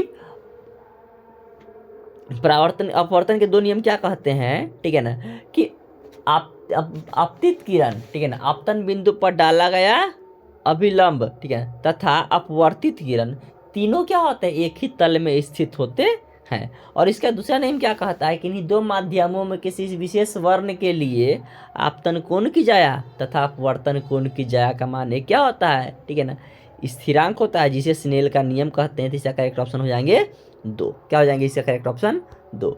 अगला फिर हम लोग क्वेश्चन करते हैं। अगला क्वेश्चन बोला गया है फोकस पर अभिसरित करने वाला किरण पुंज प्रकाश के परावर्तन के बाद समांतर हो जाता है। तो इसका करेक्ट ऑप्शन क्या हो जाएंगे जी, अवतल दर्पण से जो है ना क्या होते हैं, समांतर चले जाते हैं। किस दर्पण से, अवतल दर्पण से समांतर चले जाते हैं। अगला क्वेश्चन फिर बोला गया है F बराबर r/2 सत्य है केवल, ठीक है। तो यह F बराबर r/2 आप लोगों को शायद पता होगा, ठीक है ना। और यह जो है ना क्या बोलते हैं लघुत्तरीय के लिए यानी कि 2 नंबर क्वेश्चन के लिए बहुत ही इम्पोर्टेंट है। आपसे क्वेश्चन पूछ दिया जाता है F बराबर r/2 सत्यापित करे, या इसको ऐसे भी क्वेश्चन बोल देता है फोकस दर्पण और वक्रता त्रिज्या के बीच संबंध स्थापित करे, ठीक है। तो दोनों में एक ही बात सिद्ध करेंगे F बराबर r/2, और यह अवतल दर्पण और उत्तल दर्पण दोनों के लिए लागू होता है, ठीक है। चलिए अगला क्वेश्चन हम लोग फिर करते हैं। फिर बोला गया है किसी बिंब का अवतल दर्पण द्वारा बना प्रतिबिंब आभासी सीधा तथा बिंब से बड़ा पाया गया है, वस्तु की स्थिति कहाँ होनी चाहिए, ठीक है ना। तो देखिए अवतल दर्पण में एक ही ऐसे कंडीशन होते हैं जहाँ पे प्रतिबिंब सीधा बनता है, नहीं तो उसमें प्रत्येक कंडीशन में दर्पण प्रतिबिंब जो है ना वो हमेशा क्या करता है जी, वास्तविक ही बनता है, केवल एक कंडीशन को छोड़ करके। और वह कहाँ पे वस्तु होते हैं, तो जब वस्तु दर्पण के ध्रुव और फोकस के बीच रहते हैं, ठीक है ना। ऐसे अगर मुख्य फोकस और वक्रता केंद्र के बीच रहेंगे, ठीक है, तो उसका जो है ना प्रतिबिंब क्या बनेंगे जी, वक्रता के केंद्र और अनंत के बीच बनेंगे, लेकिन वह बनेंगे वास्तविक, ठीक है ना। अगर वक्रता केंद्र पर रख दिया जाएगा तो वक्रता केंद्र पर ही बन जाएगा, लेकिन वहाँ पे भी बनेगा वह क्या चीज़, उल्टा, ठीक है। तो इसका करेक्ट ऑप्शन हो जाएंगे डी। क्या हो जाएंगे जी, डी हो जाएंगे, ठीक है ना। अगला क्वेश्चन फिर बोला गया है क्वेश्चन नंबर 5, दर्पण की चौड़ाई को दर्पण का कहा जाता है, ठीक है। तो दर्पण की चौड़ाई को दर्पण का द्वारक की कहते हैं। क्या कहते हैं जी, हम द्वारक कहते हैं। क्या कहते हैं, द्वारक। अगला क्वेश्चन फिर बोला गया है किसी दर्पण के चिकने तल पर प्रकाश की किरणें अपतित होने पर परावर्तन होता है, ठीक है ना। तो जब चिकने तल पर क्या करेंगे, प्रकाश पड़ेंगे, तो वह रेगुलर रूप से क्या करेंगे, रिफ्लेक्ट करेंगे, यानी कि परावर्तन करेंगे। अगला क्वेश्चन फिर बोला गया है क्वेश्चन नंबर 7, किसी समतल दर्पण में लेटर P को देखने पर वह कैसा मालूम होता है, ठीक है। तो देखिए समतल दर्पण है, अगर P अगर ऐसे रहेंगे, ठीक है ना, तो इसका क्या करेंगे, आपको लोगों को पता होगा, ठीक है, कि समतल दर्पण पर क्या बनता है जी, ठीक है ना, प्रतिबिंब जो है ना वह क्या बनते हैं जी, ठीक है ना, आपको, ठीक है ना, सीधा ही बनते हैं, केवल क्या होता है पार्श्विक रूप से उल्टा होता है। यानी कि जैसे, ठीक है ना, एक जो है ना यह वाला सतह जो है वह क्या चले जाएंगे, पीछे चले जाएंगे, यानी कि जो है ना यह जो गोला दिख रहा है यह गोला पीछे चले आएंगे, अब बाद बाकी ऐसे ही रह जाएंगे। यानी कि क्या होता है, सीधा ही होता है, केवल पार्श्विक रूप से उल्टा होता है। तो यह जो है ना किसकी तरह मालूम होगा, क्यू की तरह मालूम होगा। किसकी तरह, क्यू की तरह। आप लोग नोटिस कीजिएगा, ठीक है ना, आईने में अगर आप बाएं हाथ को उठाए होंगे, ठीक है ना, तो आपको लग रहा होगा कि दर्पण में जो है ना हमारा दाएं हाथ उठे हुआ है, ठीक है ना। तो इसका मतलब क्या हुआ कि केवल उसका सतह जो है ना पलट जाता है, ठीक है ना, क्या सतह केवल पलट जाते हैं, ठीक है। चलिए अगला क्वेश्चन हम लोग फिर करते हैं। अगला क्वेश्चन बोला गया है कि अवतल दर्पण के प्रकरण में किसी वास्तविक और उल्टे प्रतिबिंब के लिए आवर्धन का मान होता है, ठीक है ना। क्या बोला है कि वास्तविक और उल्टे प्रतिबिंब, ठीक है ना। तो जब भी वास्तविक बोला जाएगा तो वास्तविक क्या हो जाएंगे, ठीक है ना, तो वास्तविक उल्टा होता है। क्या होता है जी, वास्तविक उल्टा होता है, ठीक है ना। और ठीक है ना आवर्धन का मान, ठीक है ना, तो काल्पनिक में धनात्मक मारेंगे और क्या करेंगे, ठीक है ना, आपको वास्तविक में क्या करेंगे हम लोग, इसका ऋणात्मक मारेंगे। क्या मारेंगे, इसका ऋणात्मक मारेंगे। अगला क्वेश्चन फिर बोल रहा है हमसे क्वेश्चन नंबर 9, अवतल दर्पण में आभासी और सीधे प्रतिबिंब के लिए आवर्धन होता है। जस्ट अभी थोड़ा देर पहले बताया है कि आभासी मतलब कि क्या, सीधा, और सीधा में क्या हो जाएंगे, ठीक है। तो सीधा में जो है ना अभी जस्ट थोड़ा देर पहले बताएं कि सीधा जब बोलेगा तो क्या मारेंगे हम, धनात्मक। इसका जो है ना बी ऑप्शन करेक्ट हो जाएंगे, ठीक है। चलिए अगला क्वेश्चन हम लोग फिर करते हैं। अगला क्वेश्चन बोल रहा है कि नई कार्तीय चिन्ह परिपाटी के अनुसार, ठीक है ना, दर्पण के सामने रखी गई दूरी यानी कि वस्तु दूरी। और हम लोगों को शायद पता होगा कि जैसे यहाँ पे देख लीजिए, बनाते हैं डायग्राम, या एक प्रकार का क्या है जी, दर्पण है, और यह क्या है जी, पोल ध्रुव, ठीक है ना। और हम लोग वस्तु को जो है ना वह क्या करते हैं, मान लेते हैं हम लोग यहाँ पे, ठीक है ना, इधर क्या हो जाएंगे जी, एक्स डैश, वाई और वाई डैश, ठीक है। तो हम लोग वस्तु को क्या रखते हैं, यहाँ पे रखते हैं, और वस्तु को तो नीचे क्यों लटका के नहीं रखते हैं, वस्तु को ऊपर खड़ा करके रखते हैं, ठीक है ना। तो यह कितना होगा, तो यह वाई अक्ष के समान होगा, ठीक है। तो वाई अक्ष क्या होंगे जी, प्लस में है, ठीक है ना। तो इसीलिए जो है ना हम लोग ध्यान रखेंगे ये बात को कि वस्तु दूरी जो है ना वह हमेशा क्या होती है, धनात्मक होती है। क्या होती है जी, वस्तु दूरी हमेशा धनात्मक होती है, ठीक है ना। चलिए अगला क्वेश्चन हम लोग फिर करते हैं। अगला क्वेश्चन बोला गया है प्रकाश क्या है, क्या प्रकाश क्या है, ठीक है ना, कणों का प्रवाह है, ठीक है ना। उसके बाद फिर बोला गया है आँखों को प्रभावित करने वाली क्या है जी, ऊर्जा है। फिर उसके बाद बोला गया है तापक्रम बढ़ाने वाली ऊर्जा है, ठीक है ना, इनमें से कोई नहीं। तो इसका करेक्ट ऑप्शन क्या हो जाएंगे, आँखों को प्रभावित करने वाली ऊर्जा है जो है प्रकाश होंगे, ठीक है। अगला क्वेश्चन हम लोग फिर करते हैं। अगला क्वेश्चन बोला गया है किसी माध्यम का अपवर्तनांक अधिक है। तो ये बात ध्यान रखिएगा कि जिसका अपवर्तनांक अधिक है उसे प्रकाश की चाल भी अधिक, और वह कम अपवर्तनांक वाले माध्यम की तुलना में, ठीक है ना। तो अब देखो कम अपवर्तनांक है तो कम अपवर्तनांक क्या होंगे जी, ठीक है ना, उससे प्रकाश की चाल कम होगी। और माध्यम का अपवर्तनांक अधिक यानी कि प्रकाश की चाल क्या होगी, अधिक होगी। और जिससे प्रकाश की चाल अधिक होता है वह विरल माध्यम होता है, आप लोग खुद पता होगा, ठीक है ना। तो क्या बोल रहा है कि वह कम अपवर्तनांक वाले माध्यम की तुलना में तो क्या होंगे, प्रकाशिक रूप से विरल माध्यम होंगे। क्या होंगे जी, प्रकाशिक रूप से विरल माध्यम होंगे। चलिए अगला जो है वह क्या बोला गया है, निम्न में से किस माध्यम में प्रकाश की चाल अधिकतम होती है, ठीक है ना। तो हम लोग यह पहले क्वेश्चन कर चुके होंगे, शायद पता होगा, ठीक है ना।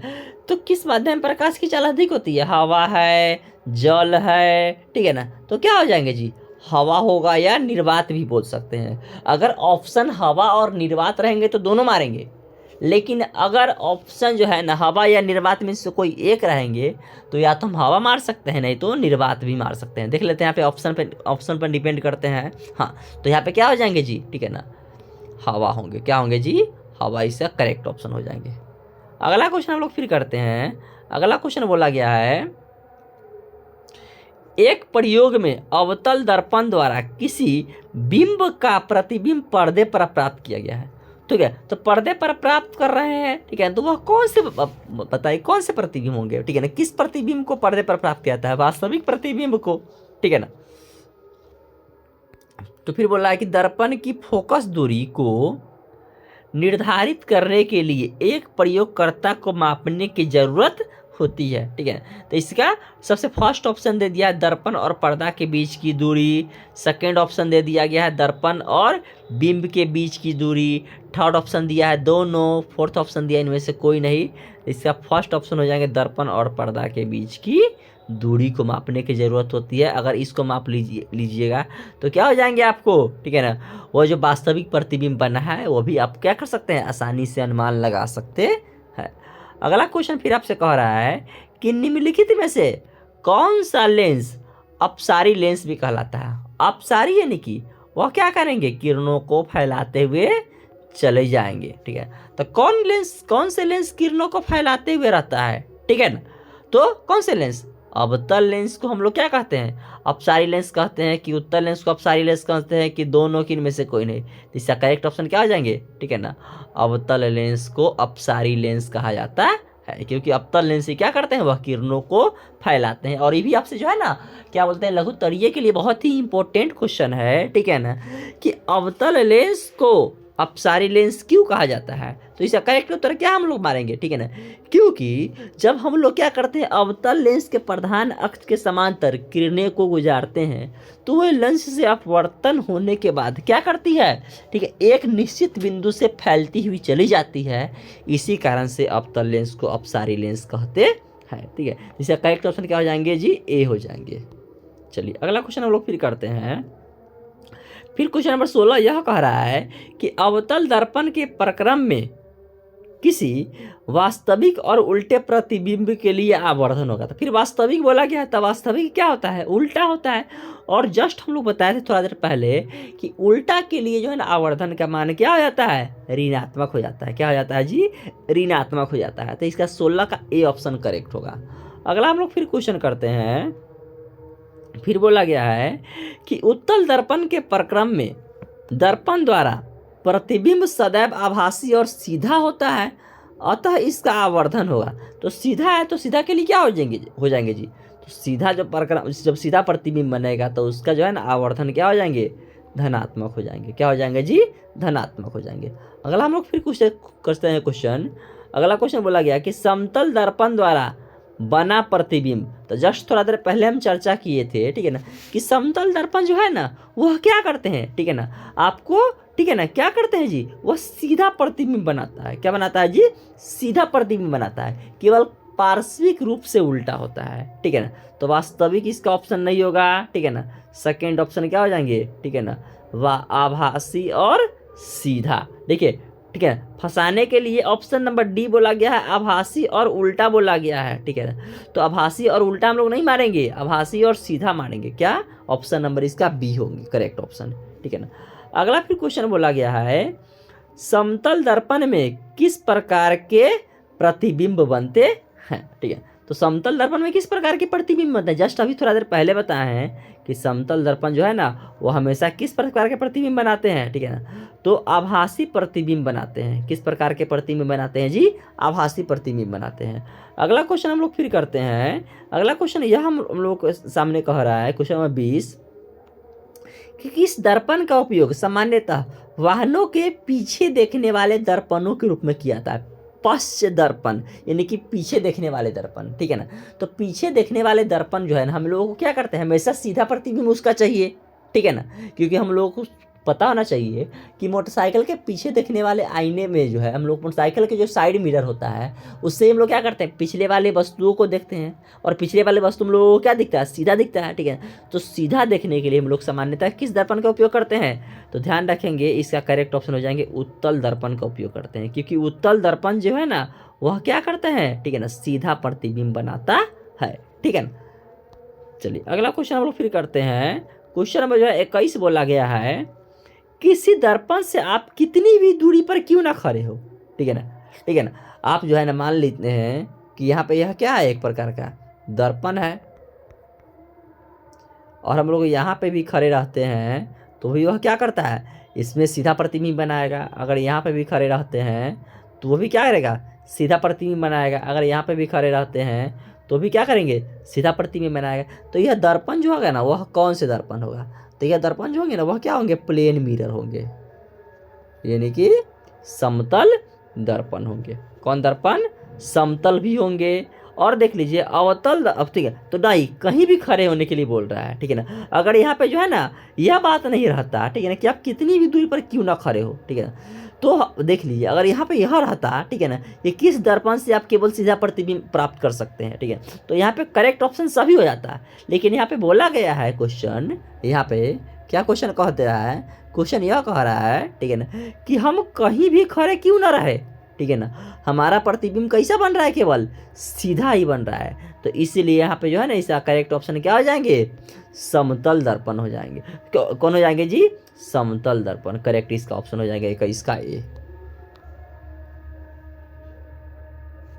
ठीक है ना, इसमें गलत ऑप्शन दे दिया गया है। ठीक है ना, समतल हो जाएंगे। ठीक है ना, और ठीक है, और उत्तल भी हो जाएंगे। हाँ करेक्ट ऑप्शन इसमें है, उत्तल भी हो जाएंगे। इसका क्या हो जाएंगे करेक्ट ऑप्शन, उत्तल दर्पण भी जो है ना वह कहीं भी खड़े रखे वस्तुओं को आसानी से सीधा प्रतिबिंब बना सकता है। और यही कारण है, ठीक है ना, यहाँ से जो है ना इस ऑप्शन से एक बात ये भी याद आ गया, आपसे ये भी क्वेश्चन जो है बहुत ही एग्जाम में पूछे जाते हैं कि हम लोग जो है ना साइड मिरर में उत्तल दर्पण का उपयोग क्यों किया करते हैं। ठीक है, तो हम लोग क्या इसका उत्तर मारेंगे, ठीक है ना, क्योंकि हम लोग जानते हैं कि उत्तल दर्पण, ठीक है ना, कहीं भी स्थित वस्तु का हमेशा क्या करता है, आभासी प्रतिबिंब और वस्तु से छोटा प्रतिबिंब बनाता है। इसीलिए हम लोग जो है ना वाहनों के साइड मिरर में कौन से दर्पण का उपयोग किया करते हैं, उत्तल दर्पण का उपयोग किया करते हैं। ठीक है, चलिए अगला क्वेश्चन यह बोला गया है, उत्तल दर्पण में किस प्रकार का प्रतिबिंब बनता है। तो जस्ट आपको थोड़ा देर पहले बता दिए हैं कि उत्तल दर्पण जो है ना वो हमेशा कहीं वस्तु क्यों ना खड़े रहे, हमेशा वह कौन से प्रतिबिंब बनाएंगे, आभासी प्रतिबिंब बनाएंगे। ठीक है ना, चलिए अगला क्वेश्चन हम लोग फिर करते हैं। अगला क्वेश्चन बोला गया है कि दाढ़ी बनाने के लिए उपयुक्त गोलीय दर्पण में सीधा प्रतिबिंब प्राप्त करने के लिए चेहरे को रखना चाहिए। ठीक है ना, तो अब ध्यान दीजिएगा। ठीक है ना, दाढ़ी बनाते हैं तो आप लोग बोलोगे कि सर दाढ़ी बनाने के लिए जो है, ठीक है, हम लोगों को सीधा प्रतिबिंब बनना चाहिए, क्योंकि जब अगर उल्टा बनेगा तो हम लोग देख नहीं पाएंगे दाढ़ी को। ठीक है ना, तो आप ये भी ध्यान रखिएगा, ठीक है ना, कि सीधा तो चाहिए लेकिन दाढ़ी जो है ना वह बड़ा बड़ा दिखना चाहिए, तब जो है ना वह हजाम क्या करेंगे, आपके दाढ़ी को अच्छी तरीके से संवार पाएंगे। ठीक है ना, और बड़ा प्रतिबिंब जो है ना वह एक ही प्रकार के दर्पण और एक ही कंडीशन में बना पाता है। आप लोगों को शायद अनुमान लगा लिए होंगे, ठीक है ना, कि वह अवतल दर्पण ही होता है जो किसी वस्तु का जो है ना बड़ा प्रतिबिंब और सीधा प्रतिबिंब बनाता है। ठीक है ना, तो इसका करेक्ट ऑप्शन हो जाएंगे, ठीक है ना, कि जो है ना वह क्या वक्रता केंद्र पर रखेंगे तो वह उसके बराबर ही बना देगा, वक्रता केंद्र पर रखेंगे तो उसके बराबर ही बना देगा। वक्रता केंद्र से बाहर अगर रखेंगे, ऑप्शन नंबर बी है वक्रता केंद्र से बाहर, ऑप्शन नंबर सी है वक्रता केंद्र और मुख्य फोकस के बीच रखेंगे। ठीक है ना, और थर्ड ऑप्शन है इनमें से कोई नहीं, तो इसका करेक्ट ऑप्शन हो जाएंगे वक्रता केंद्र। ठीक है ना, और इनमें से कोई नहीं। ठीक है, तो क्या यहाँ पे हो जाएंगे, ठीक है, तो देखिए इसका करेक्ट ऑप्शन हो जाएंगे क्या, इनमें से कोई नहीं। अब इसका जो है देखिए करेक्ट ऑप्शन हम यह बताते चलते हैं कि इसका ऑप्शन क्या होंगे, तो इसका ऑप्शन हो जाएंगे, ठीक है, कि दर्पण के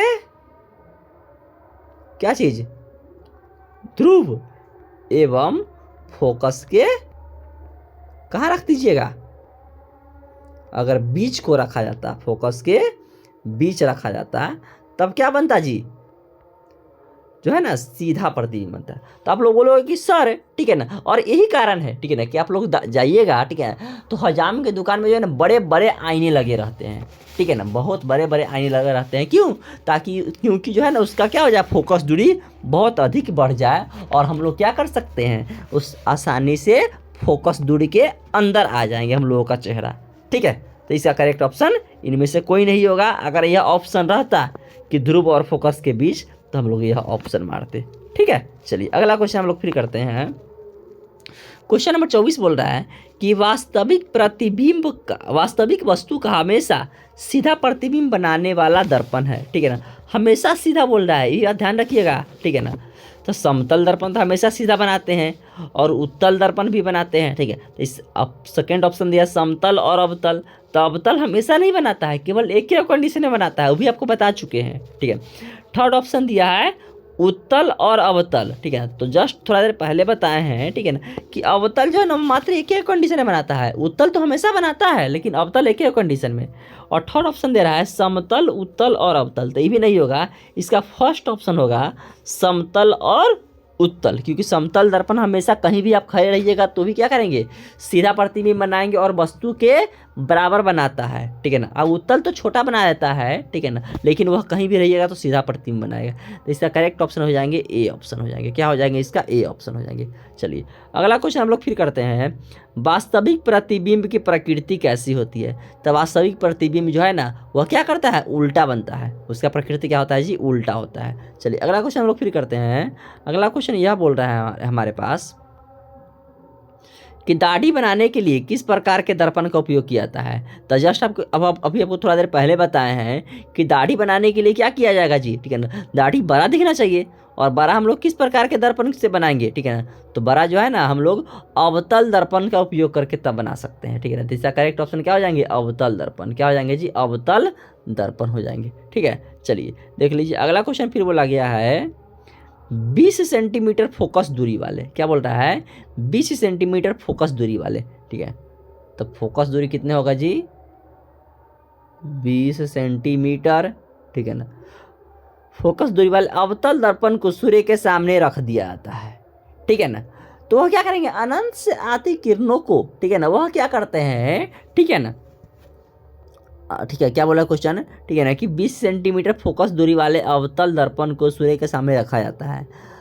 प्रधान अक्ष के एक खास बिंदु पर कागज का कतरन जल उठता है। तो आपको जस्ट यही समझा रहे थे, ठीक है ना, कि अवतल दर्पण क्या करता है, अनंत से आती किरणों को, ठीक है ना, वह रिफ्लेक्ट करके और एक ही बिंदु पर डाल देता है, ठीक है ना। और जिस बिंदु पर डालता है ना, वह क्या होता है, फोकस दूरी होता है, और वहीं पे क्या कहता है जी, वह जलना शुरू हो जाता है, ठीक है ना। तो यहाँ पे फोकस दूरी कितना क्वेश्चन में दे रहा था, 20 सेंटीमीटर दे रहा था। तो वह क्या करेंगे, 20 सेंटीमीटर पर ही क्या करेंगे, वह अपना एकत्र बिंदु को कर देंगे, यानी कि बिंदु को एक साथ जमा कर देंगे, और जिसकी वजह से कागज जल जाएगा। तो इसका करेक्ट ऑप्शन क्या हो जाएंगे जी, ऑप्शन नंबर ए हो जाएंगे 20 सेंटीमीटर। ठीक है, अगला क्वेश्चन हम लोग फिर करते हैं। अगला क्वेश्चन आपसे यह कह रहा है, गोलीय दर्पण की वक्रता त्रिज्या 40 सेंटीमीटर है। तो वक्रता त्रिज्या कितनी है, 40 सेंटीमीटर है, ठीक है, 40 सेंटीमीटर। तो उसकी फोकस दूरी क्या हो जाएंगी, ठीक है ना। तो फोकस दूरी क्या होती है, वक्रता त्रिज्या की आधी होती है, ए बराबर r/2 होती है, ठीक है ना। तो 40 को अगर 2 से भाग कर दिया जाएगा तो फोकस दूरी निकल जाएंगे, यानी कि कितने हो जाएंगे, 20 सेंटीमीटर। इसका करेक्ट ऑप्शन हो जाएंगे ऑप्शन नंबर सी। ठीक है, अगला क्वेश्चन देखिए पे। अगला क्वेश्चन बोला गया है, मुख्य अक्ष दर्पण के ध्रुव पर, दर्पण यह क्या होंगे, ठीक है ना, यह क्या होंगे, ध्रुव होंगे, ठीक है ना। तो मुख्य अक्ष जो है ना, यह प्रधान अक्ष या मुख्य अक्ष जो है, वह दर्पण के ध्रुव पर जो है ना, क्या होता है, 90 डिग्री का कोण बनाता है। कितने डिग्री का, 90 डिग्री का कोण बनाता है, यानी कि अभिलंब इसका करेक्ट ऑप्शन हो जाएंगे। अगला क्वेश्चन फिर बोला गया है, एक अवतल दर्पण में वस्तु की स्थिति, अवतल दर्पण है, ठीक है ना, क्या जी, अवतल दर्पण है, और वस्तु की स्थिति जो है ना, यहाँ पे ले लेते हैं फोकस, और यहाँ पे ले लेते हैं हम लोग क्या, ठीक है ना, यहाँ पे जो ध्रुव, और यहाँ पे है वक्रता, ठीक है ना, त्रिज्या। और क्या बोला कि वस्तु की स्थिति जो है ना, वह ध्रुव और फोकस के बीच, यानी कि यहाँ पे है, ठीक है ना। तो क्या करेंगे, प्रधान अक्ष के समांतर ले जाइएगा तो ये फोकस से होकर जाएंगे, ठीक है ना। अगर वक्रता के केंद्र पर ले जाइएगा तो सीधे लौट जाएंगे। अगर इसको पीछे कीजिएगा डॉटेड रेखा में, ठीक है, तो यहाँ पे बन जाएंगे, यह सीधा प्रतिबिंब बनेगा वस्तु से बड़ा, ठीक है ना। तो इसका करेक्ट ऑप्शन क्या हो जाएंगे जी, ठीक है, बोला है कि एक अवतल दर्पण में वस्तु की स्थिति ध्रुव और फोकस के बीच है, तो उसका प्रतिबिंब क्या बनेंगे, ठीक है ना। तो जस्ट आपको डायग्राम से बता दिए हैं, ठीक है ना, कि इसका प्रतिबिंब क्या बनेगा जी, तो आभासी और बड़ा, ठीक है। तो इसका थर्ड ऑप्शन करेक्ट हो जाएंगे, काल्पनिक और बड़ा हो जाएंगे, ठीक है। चलिए अगला क्वेश्चन फिर बोला गया है, किसी गोलीय दर्पण तथा पतले गोलीय लेंसों की तुलना में पतले गोलीय लेंस की फोकस दूरी -15 सेंटीमीटर है। और फिर बोला गया है कि लेंस तथा, ठीक है, दर्पण संभवतः होंगे, ठीक है ना। तो देखिए फोकस दूरी -15 है, तो आप लोगों को शायद पता होगा कि फोकस दूरी किस लेंस की जो है ना निगेटिव होती है, ठीक है ना। तो अवतल लेंस हो या अवतल दर्पण हो, दोनों की फोकस दूरी क्या होती है जी, नेगेटिव होती है, यानी कि ऋणात्मक होती है। तो दोनों क्या होंगे, अवतल ही होंगे। उत्तल की ध्यान रखिएगा, ये भी आपसे क्वेश्चन पूछा जाता है, ठीक है ना, कि किस लेंस की फोकस दूरी क्या होती है, पॉजिटिव होती है, ठीक है। तो क्या हो जाएंगे, उत्तल लेंस हो जाएंगे। चलिए अगला क्वेश्चन हम लोग फिर करते हैं।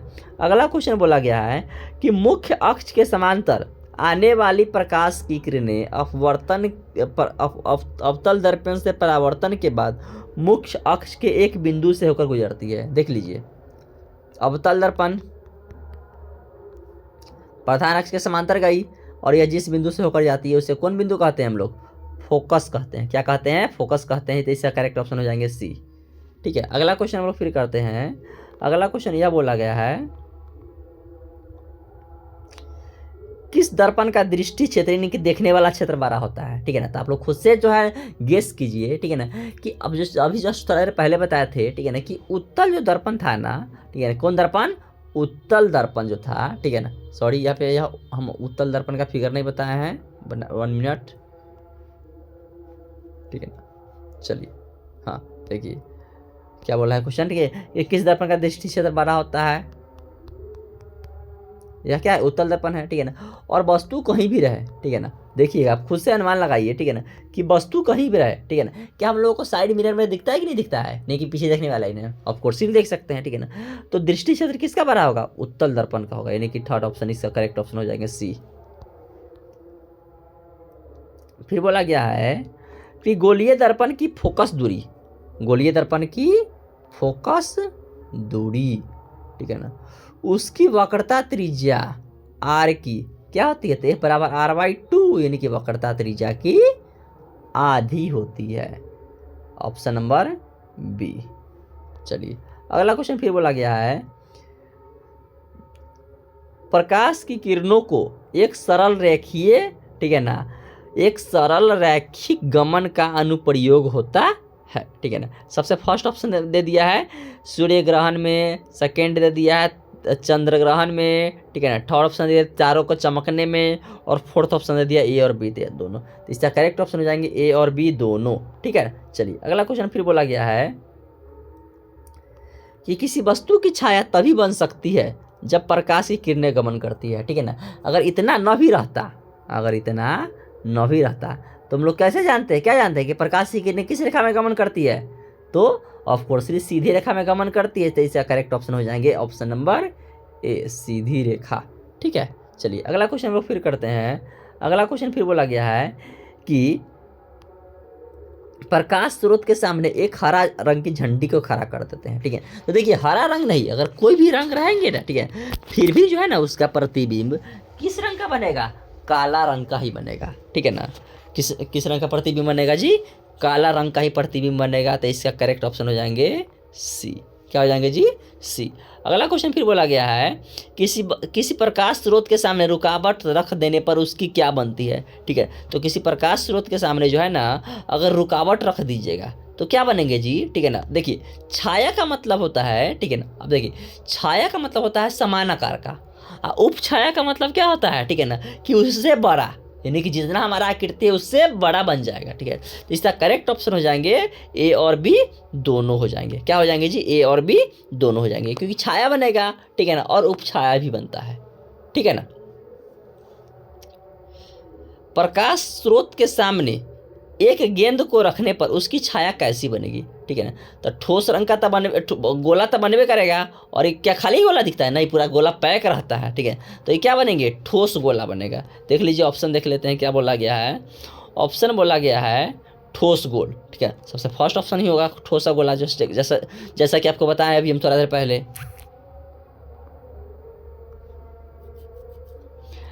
अगला क्वेश्चन फिर बोला गया है, दृष्टि के भौतिक अनुभूति को कह सकते हैं, ठीक है ना। दृष्टि के भौतिक अनुभूति को यानी कि किस कारण से हम लोग, ठीक है ना, क्या करते हैं, किसी वस्तु को देख पाते हैं, किस कारण से, ठीक है। प्रकाश, ध्वनि, तरंग, इनमें से कोई नहीं। तो बताइए किस कारण से वस्तु को देख पाते हैं? ऑफ कोर्स प्रकाश। प्रकाश एक रूप है। प्रकाश किसका रूप है, ठीक है ना? शक्ति का, ऊर्जा का, कार्य का, बल का। तो आप लोगों को सुनने को मिलता होगा कि प्रकाश क्या है? एक प्रकार का लाइट एनर्जी, यानी कि प्रकाश ऊर्जा का रूप है, ठीक है ना। बी ऑप्शन करेक्ट हो जाएंगे। शीशा या कांच किस प्रकार का माध्यम है, ठीक है। शीशा या कांच, शीशा को हम लोग कांच भी कहते हैं, ठीक है ना। तो क्या उससे प्रकाश आर पार करती है? ऑफ कोर्सली आर पार करती है, प्रकाश के माध्यम हो जाएंगे वह। Option number A. किसी माध्यम में प्रकाश की किरणें कणों के माध्यम, किसी माध्यम में प्रकाश किरणें माध्यम के कणों को गर्म रखती है, प्रकाशित करती है, कणों माध्यम के कणों की गति प्रदान करती है, ठीक है ना। तो गर्म तो नहीं रखेगी, ठीक है ना। तो इसका करेक्ट ऑप्शन क्या हो जाएंगे, ठीक है ना, ए, बी और सी तीनों हो जाएंगे, ठीक है, करेक्ट ऑप्शन। चलिए देखिए, टॉर्च से किस प्रकार की किरण पुंज प्राप्त होती है? समांतर किरण पुंज। तो देखिएगा टॉर्च से क्या होती है, किरणें जो है ना वह फैलती चली जाती है। अपसरित, संतृप्त, सभी उत्तर सही है, ठीक है ना। तो देखिए टॉर्च जो है ना, टॉर्च जो है, ठीक है ना, वह क्या हो जाएंगे जी, देखिए टॉर्च ऐसे फैलती चली जाती है, ठीक है ना। तो यहाँ पे क्या दे रहा है, सब फर्स्ट ऑप्शन दिया समांतर, तो समांतर तो नहीं होगा, ठीक है ना, क्योंकि समांतर कब होगा, जब किरणें ऐसे ऐसे ऐसे ऐसे चलती। तो टॉर्च का मुँह इतना बड़ा का थोड़ी होता है जी, ठीक है ना। सेकेंड ऑप्शन है अपसृत, ठीक है ना, ठीक है। थर्ड ऑप्शन है, ठीक है ना, संतृप्त, ठीक है ना, और थर्ड ऑप्शन में इसमें सही, तो इसका करेक्ट ऑप्शन हो जाएंगे संतृप्त प्रकाश की किरण पुंज। 45 क्वेश्चन बोला गया कि फोकस पर अपसारित करने वाला किरण पुंज अपवर्तन के बाद समांतर किरण पुंज में बदल जाता है, ठीक है ना। अपवर्तन के बाद समांतर किरण पुंज में बदल जाता है। सबसे फर्स्ट ऑप्शन दिया है अवतल दर्पण से, सेकेंड ऑप्शन दिया है उत्तल लेंस से, थर्ड ऑप्शन दिया है दोनों लेंस से, और फोर्थ ऑप्शन दिया है इनमें से कोई नहीं, ठीक है ना। तो कैसा क्या उत्तर क्या हो जाएंगे जी, इसका उत्तर हो जाएंगे उत्तल लेंस से जो है ना क्या करते हैं कि जब किसी प्रकाश से किरण पुंज जो है ना अपवर्तन पर आती है, ठीक है, तो आप ऐसे भी क्वेश्चन को आप अनुमान लगा सकते हैं कि अपवर्तन की क्रिया किस में होती है, तो अपवर्तन की क्रिया केवल लेंस में होती है, तो इसीलिए इसका करेक्ट ऑप्शन क्या हो जाता है जी, ठीक है, इसका करेक्ट ऑप्शन हो जाता है उत्तल लेंस, ठीक है। चलिए अगला क्वेश्चन फिर बोला गया है किसी माध्यम का ऋणात्मक मान बताता है, ठीक है ना। तो ऋणात्मक मान क्या बताता है, अभी जस्ट पहले बताते हैं कि ऋणात्मक यानी कि क्या होगा, प्रतिबिंब जो है ना वो वस्तु की अपेक्षा क्या बना है, उल्टा बना है। कैसा बना है जी, उल्टा बना है। तो इसका करेक्ट ऑप्शन हो जाएंगे जी ऑप्शन नंबर ए, इसका हो जाएंगे, ठीक है। अगला क्वेश्चन हम लोग फिर करते हैं, प्रकाश की किरणें किस प्रकार की तरंग, प्रकाश तरंग किस प्रकार की तरंग है, ध्वनि तरंग के समान, चुंबकीय तरंग, इनमें से कोई तरंग नहीं, इनमें से कोई नहीं, ठीक है ना। तो प्रकाश तरंग जो है ना वो विद्युत तरंग के समान होती है। किस तरंग के समान होती है जी, विद्युत तरंग के समान होती है। ऑप्शन नंबर इसका बी करेक्ट हो जाएंगे। चलिए अगला क्वेश्चन हम लोग करते हैं, फिर अगला क्वेश्चन बोला गया है प्रकाश तरंगों के गमन के लिए किस प्रकार के माध्यम की आवश्यकता होती है, द्रव्यात्मक माध्यम, किसी प्रकार के माध्यम की नहीं, इनमें ए और बी दोनों, ठीक है ना, और इनमें से कोई नहीं, ठीक है। तो क्या हो जाएगा इसका करेक्ट ऑप्शन, इसका करेक्ट ऑप्शन हो जाएंगे ऑप्शन नंबर ए। चलिए देखिए अगला क्वेश्चन हम लोग फिर करते हैं, 49 क्वेश्चन यह बोला गया है, ठीक है ना। चलिए 48 क्वेश्चन देख लेते हैं। 48 क्वेश्चन यह बोला है कि प्रकाश तरंगों के गमन के लिए किस प्रकार के माध्यम की आवश्यकता होती है, ठीक है। सबसे फर्स्ट ऑप्शन है द्रव्यात्मक माध्यम, सेकेंड ऑप्शन है किसी प्रकार के माध्यम की नहीं, थर्ड ऑप्शन है इनमें से दोनों, और फोर्थ ऑप्शन इनमें से कोई नहीं, ठीक है। तो इसका करेक्ट ऑप्शन हो जाएंगे किसी प्रकार के माध्यम की नहीं, ठीक है ना, क्योंकि प्रकाश जो है ना वो अभी क्या कर सकते हैं, बिना माध्यम के ही क्या हो जाते हैं जी, ठीक है ना, आपको प्रसारित होते हैं, यानी कि गमन करते हैं।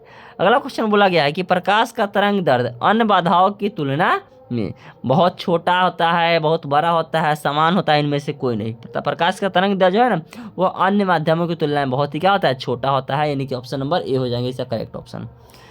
फिर बोला गया है कि प्रकाश की चाल भिन्न भिन्न माध्यमों में, प्रकाश की चाल अलग अलग माध्यमों में एक समान भिन्न भिन्न होती है, दोनों इनमें से कोई नहीं। तो इसका करेक्ट ऑप्शन हो जाएंगे ऑप्शन नंबर बी, प्रकाश की चाल जो है ना वो अलग अलग माध्यमों में क्या होती है, अलग अलग होती है। अगला फिर क्वेश्चन बोला है कि प्रकाश किरण है, ठीक है ना, प्रकाश किरण कैसा किरण है, ठीक है। तो प्रकाश किरण जो है वह प्रकाश का बिंदु पथ है, किरण का बिंदु पथ है, दोनों इनमें से कोई नहीं, ठीक है। तो प्रकाश जो है ना वह क्या होते हैं जी, ठीक है, छोटे छोटे बिंदुओं का समूह होता है, ठीक है। तो यह क्या है, प्रकाश जो है ना वह प्रकाश का बिंदु पथ, प्रकाश की किरण होता है, ठीक है। अगला क्वेश्चन हम लोग फिर करते हैं। अगला क्वेश्चन यह बोला गया है किरणों के समूह को क्या कहते हैं, प्रकाश पुंज, किरण पुंज, दोनों, इनमें से कोई नहीं। तो किरण क्या करते हैं कि किरणों के समूह को हम लोग क्या कहते हैं, ठीक है ना, तो हम लोग किरण पुंज के नाम से जानते हैं। क्या चीज़ के नाम से जानते हैं, किरण पुंज, ऑप्शन नंबर ए हो जाएंगे। चलिए अगला देखते हैं, ठीक है ना, किरणों के समूह को क्या कहते हैं, सॉरी, किरणों के समूह को हम लोग किरण पुंज भी कहते हैं और प्रकाश पुंज भी कहते हैं। तो इसका करेक्ट ऑप्शन हो जाएंगे इनमें से, ठीक है ना, दोनों, यानी कि ए और बी दोनों हो जाएंगे। अगला क्वेश्चन फिर बोला गया है कि किसी उच्च कोटि की पॉलिश किए गए दर्पण पर अपने पड़ने वाले प्रकाश को परावर्तित करता है पूर्ण रूप से, अंशतः रूप से। तो पॉलिश कर दिया है, तो पॉलिश कर दिया तो वह क्या करेंगे, पूरा प्रकाश को परावर्तित कर देंगे, ठीक है। अगला क्वेश्चन फिर बोल रहा है कि कांच पारदर्शी माध्यम, कांच से प्रकाश की किरणें गुजरती है तो क्या होता है, तो कुछ भाग को परावर्तित करती है, कुछ भाग को अपवर्तित करती है, कुछ भाग अवशोषित करती है। इस ऑप्शन नंबर डी है इनमें से तीनों, ठीक है। तो इसका क्या हो जाएंगे, करेक्ट ऑप्शन जो है ना वह तीनों हो जाएंगे। क्या हो जाएंगे जी, करेक्ट ऑप्शन इसका तीनों हो जाएंगे।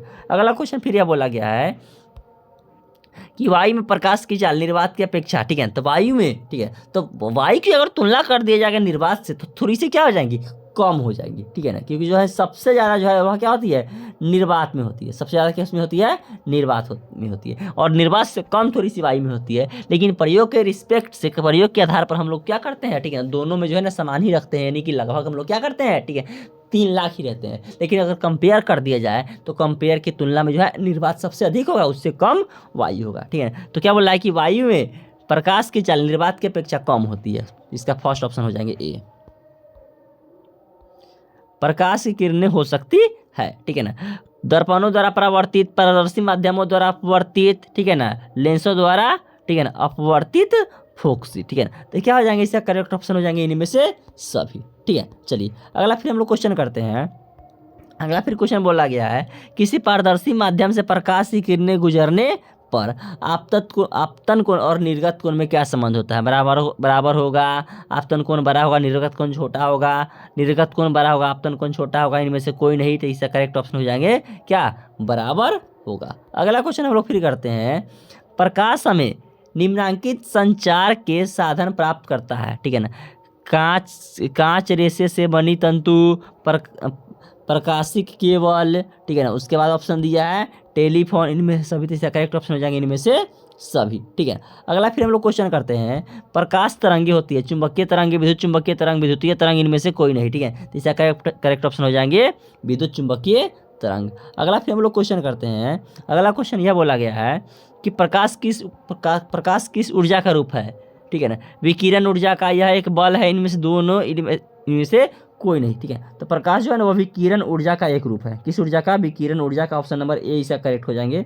अगला क्वेश्चन हम लोग फिर करते हैं, कांच के स्लैब से होकर गुजरने वाली किरण के लिए आपतित किरण और निर्गत किरण एक दूसरे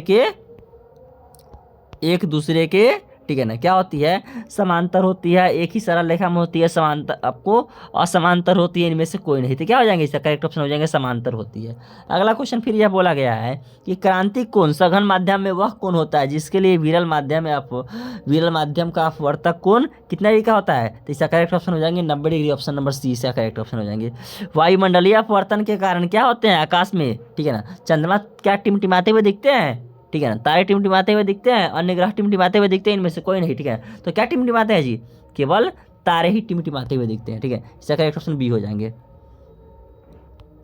आंखों में प्रवेश करने वाले तारे के प्रकाश फ्लक्स के निरंतर परिवर्तन के कारण, ठीक है, तारों के स्थिति हमेशा क्या होती है, आंखों को तारे दिखते रहते हैं, टिमटिमाते हुए दिखते रहते हैं, चमकते हुए दिखने पड़ते हैं, धुंधले दिखाई पड़ते हैं, इनमें से कोई नहीं, ठीक है। तो प्रकाश कैसे दिखाई पड़ते हैं हमको, टिमटिमाते हुए दिखाई पड़ते हैं, ठीक है ना, किसके कारण, वायुमंडलीय अपवर्तन के कारण।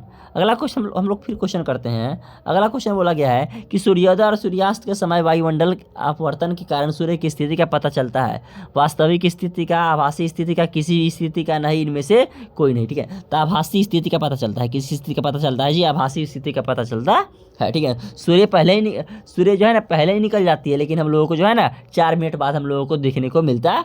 अगला क्वेश्चन फिर हम लोग करते हैं, किस कारण से सूर्योदय और सूर्यास्त के समय सूर्य की चक्री का चपटी दिखाई पड़ती है, वायुमंडलीय अपवर्तन के कारण, वायुमंडलीय परावर्तन के कारण, वायुमंडलीय कंपन के कारण, इनमें से कोई नहीं। इसका करेक्ट ऑप्शन हो जाएंगे वायुमंडलीय अपवर्तन के कारण, ऑप्शन नंबर ए।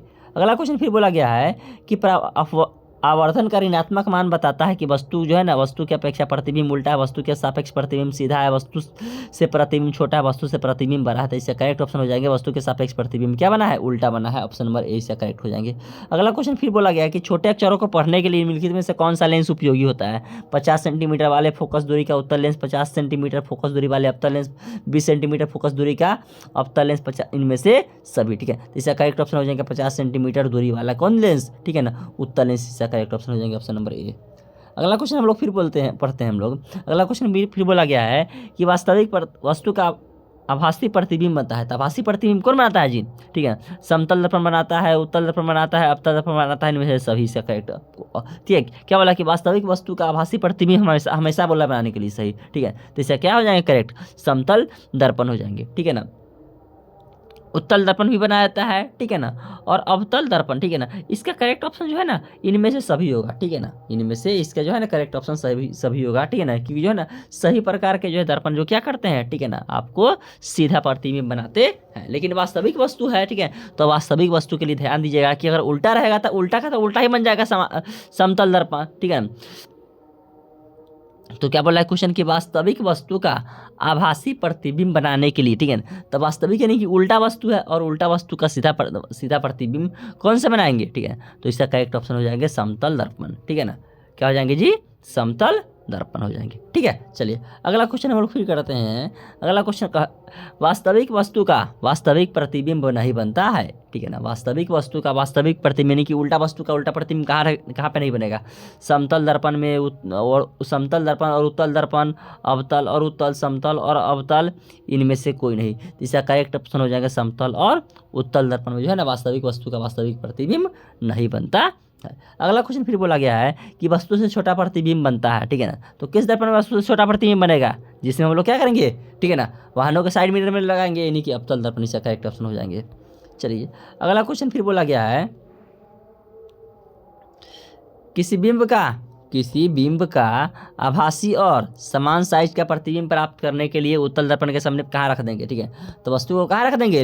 उत्तल लेंस के सामने कहाँ रख देंगे? 2f1 पर रख देंगे, जिसको हम लोग क्या कहते हैं? वक्रता केंद्र के भी नाम से जानते हैं। ठीक है ना, यानी कि 2f1 के नाम से जानते हैं। ठीक है, चलिए अगला क्वेश्चन हम लोग फिर करते हैं।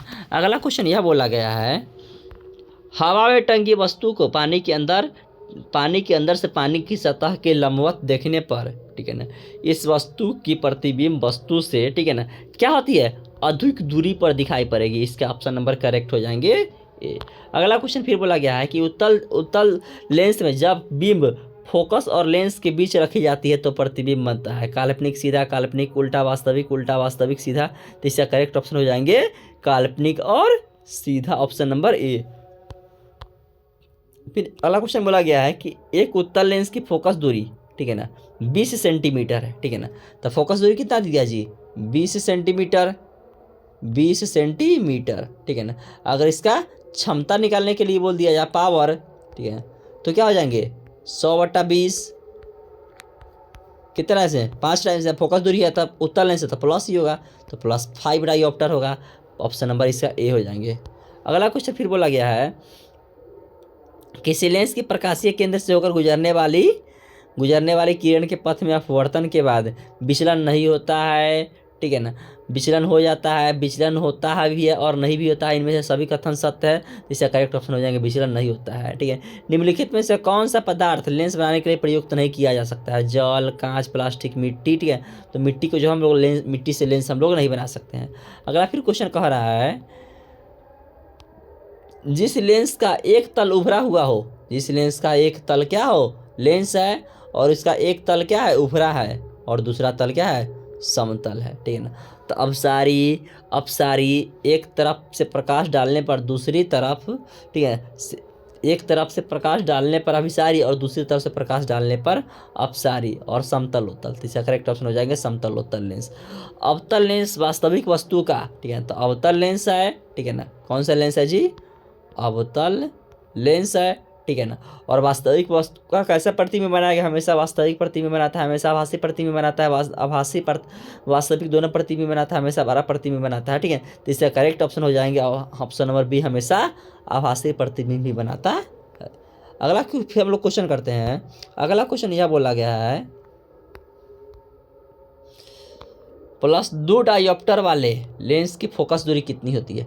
तो हम लोगों को पावर कितना दे दिया जी? 2 डायोप्टर दे दिया हुआ है। ठीक है ना, और क्या बोला है कि फोकस दूरी निकालने के लिए 1/f, चलिए निकाल लेते हैं। ठीक है ना, 1/f। ठीक है ना, तो अब यहाँ पे क्या करेंगे हम? ठीक है ना, पावर 2 डायोप्टर दे दिया है, कितना दे दिया है जी? 2 डायोप्टर। ठीक है ना, तो अगर यहाँ फोकस दूरी निकाला जाएगा तो 1/f का उल्टा करेंगे तो f, और यहाँ पे अगर 2 का उल्टा किया जाएगा तो 1/2 हो जाएंगे, इक्वल टू कितना हो जाएंगे? यहाँ पे f हो जाएंगे। ठीक है ना, अगर आप समझ लिए तो यहाँ पे 1/2 क्या हो जाएंगे जी? 1/2 जो होंगे वह क्या हो जाएंगे? ठीक है, 1/2 यह क्या हो जाएंगे? मीटर में हो जाएंगे। ठीक है ना, अब चलिए अगर इसको क्या किया जाएगा? सेंटीमीटर में बदला जाएगा। ठीक है ना, तो क्या हो जाएंगे जी? 1/2। क्या क्वेश्चन बोलाया गया कि 2 डायोप्टर क्षमता वाले लेंस की फोकस दूरी कितनी होगी? ठीक है, तो सबसे फर्स्ट देख लीजिए, इसको हम ऑप्शन के आधार पर बनाना शुरू करते हैं। ऑप्शन दे दिया गया है कितना? 50 सेंटीमीटर। ठीक है, कितना दे दिया गया है जी? +50 सेंटीमीटर। ठीक है ना, ऐसे देखिए। ठीक है ना, हम इस क्वेश्चन को इस तरीके से बताते हैं ताकि जो है हमें क्या हो जी, सब्जेक्टिव क्वेश्चन भी सॉल्व हो जाए। ठीक है, चलिए देखिए, आप इसको इरेज कर लेते हैं, फिर उसका बताते हैं।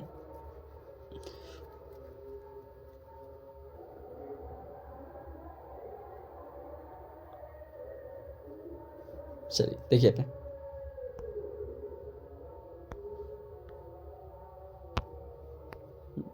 तो क्वेश्चन क्या बोल रहा है, दो डायोप्टर क्षमता वाले, पावर कितना दे दिया जी, 2 डायोप्टर, ठीक है ना, और लेंस की क्षमता होगी, ठीक है ना। तो देख लीजिए, तो हम लोग क्या जानते हैं सूत्र, 1/f इक्वल टू 2 डायोप्टर, ठीक है ना। तो देख लीजिए, अगर हम 1/f को उल्टा किया जाए तो कितना हो जाएंगे जी, सिर्फ और सिर्फ f हो जाएंगे, ठीक है ना। और कितना, अगर 2 का उल्टा किया जाएगा तो 1/2, ठीक है। और यहाँ पे ध्यान दीजिएगा, ठीक है ना, क्या बोल रहा है, ठीक है, कि सिर्फ 2 डायोप्टर दे रहा है, यानी कि यहाँ पे प्लस में दे रहा है, ठीक है। तो आंसर स्वाभाविकता सी बात है कि क्या होगी जी, आंसर जो है वह प्लस में ही होगी, ठीक है ना। अब सोचने वाली बात यहाँ पे यह होगी, ठीक है ना, कि 2 कब आता, ठीक है ना। अब स्वाभाविकता सी बात है कि देखिए यहाँ पे जब क्या किया जाता है जी, ठीक है ना, जब जो है, ठीक है ना, क्षमता निकाला जाता है, तो क्षमता में क्या होता है, फोकस दूरी जो है वह क्या चीज़ में रहता है जी, ठीक है ना, क्षमता जो है, ठीक है, क्षमता में फोकस दूरी मीटर में रहता है, किस में रहता है, मीटर में रहता है, ठीक है ना। तो हम लोग क्या करेंगे, इसको सेंटीमीटर में बदलेंगे, तो सेंटीमीटर में बदलने के लिए क्या किया जाएगा, 100 से इसको भाग कर दिया जाएगा, तो 100 चले जाएंगे ऊपर क्या चीज़ में, गुणा में, और 2 से इसको काट दिया जाएगा, तो कितने टाइम्स में कटेंगे यार, 50 टाइम्स में कटेंगे, यानी कि प्लस 50 सेंटीमीटर से क्या हो जाएंगे, करेक्ट ऑप्शन हो जाएंगे, ऑप्शन नंबर इसका ए हो जाएंगे, ठीक है। चलिए अगला क्वेश्चन हम लोग फिर करते हैं। अगला क्वेश्चन फिर बोला गया है, उत्तल लेंस द्वारा तब काल्पनिक प्रतिबिंब बनता है जब बिंब रहती है फोकस पर, अनंत पर, फोकसांतर से कम दूरी पर, इनमें से कोई नहीं, इसका करेक्ट ऑप्शन हो जाएंगे फोकसांतर से कम दूरी पर। अगला क्वेश्चन फिर बोला गया है कि जब कोई वस्तु अनंत पर रहता है तो उत्तल लेंस द्वारा उसका प्रतिबिंब बनता है फोकस तथा लेंस के बीच, फोकस पर, फोकस की दुगुनी दूरी पर, फोकस के अनंत पर, ठीक है। तो फोकस पर इसका करेक्ट ऑप्शन हो जाएंगे 82 का बी। अगला क्वेश्चन बोला गया है कि मोटे लेंस की तुलना में पतले लेंस की फोकस दूरी क्या होती है, तो कम होती है, इसका करेक्ट ऑप्शन क्या हो जाएंगे जी, कम होती है। अगला क्वेश्चन फिर बोला गया है कि निम्न में से किस दर्पण की फोकस दूरी धनात्मक होती है, ठीक है ना, तो धनात्मक किसकी होगी जी, ठीक है। तो इसका करेक्ट ऑप्शन हो जाएंगे उत्तल दर्पण की फोकस दूरी क्या होती है, धनात्मक होती है। अगला फिर क्वेश्चन बोला गया है, समान फोकस दूरी वाले उत्तल लेंस और अवतल लेंस, ठीक है, को सटा कर रख दिए गए हैं, तो यह युग्म कैसा काम करेगा, उत्तल की तरह, अवतल लेंस की तरह, कांच के आयताकार सिल्ली की तरह कार्य करेगा, ठीक है ना, ऑप्शन नंबर सी से करेक्ट ऑप्शन हो जाएंगे। फिर अगला क्वेश्चन बोला गया है, ठीक है ना, कि किसी लेंस का, किसी बिंब का अनंत पर प्रतिबिंब प्राप्त करने के लिए उत्तल लेंस के सामने कहाँ रखेंगे, ठीक है ना, तो इसको क्या कहाँ पर रख दिया जाएगा, ठीक है, तो लेंस के इसका जो है ना मुख्य फोकस पर इसका रख दिया जाएगा, क्योंकि जो है ना मुख्य फोकस पर जब रख दिया जाता है तो क्या करता है वह, ठीक है, उत्तल लेंस जो है ना उस वस्तु को अनंत पर प्रतिबिंब बना देता है। अगला क्वेश्चन फिर कह रहा है हमारे पास 87 क्वेश्चन यह कह रहा है कि निम्नलिखित में से किस लेंस की फोकस दूरी धनात्मक होती है, ठीक है, तो लेंस हो या दर्पण हो, ठीक है ना, क्या हो जाएंगे इसका उत्तल लेंस, इसका करेक्ट ऑप्शन हो जाएंगे।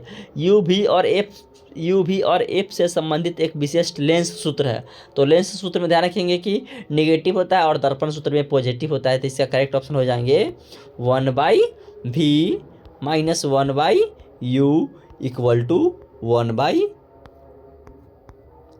ठीक है ना, यह लेंस सूत्र होंगे।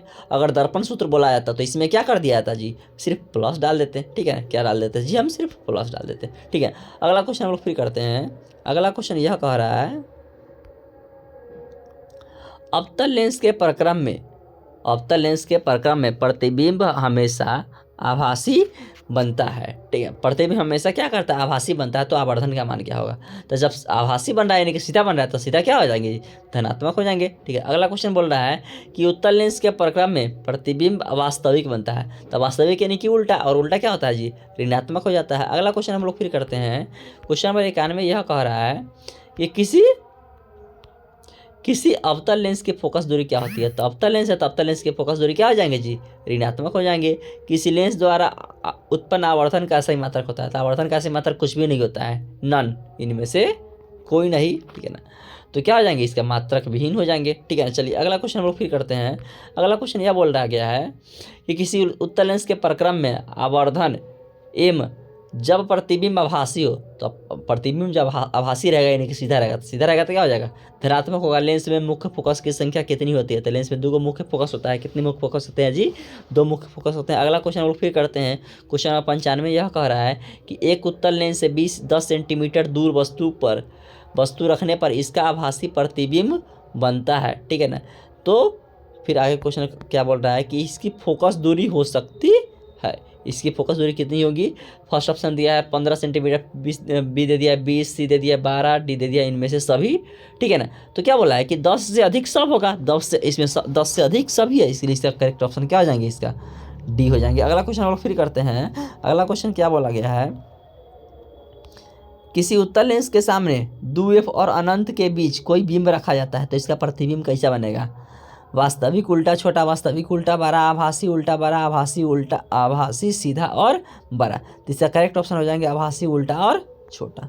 अगला क्वेश्चन बोला गया है कि कई लेंसों को संयोजन से बना एक लेंस की उपयोग किया जाता है। चश्मे के लेंस में, चश्मे में 2 प्रकार के, चश्मे में क्या करते हैं हम लोग, 2 प्रकार के लेंस का उपयोग करते हैं, ठीक है ना। उसके बाद यह सूक्ष्मदर्शियों के लेंस में, अगला फिर देखते हैं ऑप्शन क्या बोल रहा है, सही प्रकार के लेंसों में, ठीक है ना, सभी कथन सत्य है, ठीक है ना। तो इसका करेक्ट ऑप्शन क्या हो जाएंगे जी, सूक्ष्मदर्शियों के लेंस में क्या हो जाएंगे, सूक्ष्मदर्शियों के लेंस में जो है ना 4 अलग अलग प्रकार के लेंस रहते हैं। किसी फोकस दूरी की क्षमता ज्ञात करने के लिए सूत्र अभी जस्ट थोड़ा देर पहले से हम बताते चले आ रहे हैं कि P बराबर क्या होता है, 1/f होता है, ठीक है। इसका करेक्ट ऑप्शन हो जाएंगे ए ऑप्शन, ठीक है। अगला क्वेश्चन बोला गया है कि डायोप्टर उस लेंस की क्षमता होती है, ठीक है ना, डायोप्टर उस लेंस की क्षमता होती है, ठीक है, जिसकी फोकस दूरी कितनी होती है, तो 1 मीटर होती है, ठीक है। थोड़ा पहले आपको बताते चले आ रहे हैं, ठीक है ना, कि लेंस की क्षमता हम लोग कब निकालते हैं, तो जब फोकस दूरी किसमें होती है, मीटर में होती है। द्वि अवतल लेंस को क्या कहा जाता है, ठीक है। तो द्वि अवतल लेंस को क्या क्या बोल देंगे हम लोग, अपसारी लेंस बोल देंगे, क्या, ठीक है ना, अपसारी लेंस बोल देंगे, ठीक है, क्योंकि अवतल लेंस को अपसारी लेंस भी कहा जाता है। अगला क्वेश्चन फिर हम लोग करते हैं 101 क्वेश्चन यह बोल रहा है कि किसी लेंस के बाहर की ओर उभरे 2 गोलीय पृष्ठ को क्या कहते हैं, ठीक है ना। अब लेंस है बाहर 2 पृष्ठ उभर गया है, तो क्या करेंगे इसको, उत्तल लेंस नाम रख देंगे। उत्तल लेंस की क्षमता क्या होती है, तो उत्तल लेंस की क्षमता, जब इसकी लेंस की फोकस दूरी पॉजिटिव होती है तो इससे लेंस की क्षमता क्या हो जाएंगी, धनात्मक ही हो जाएंगी।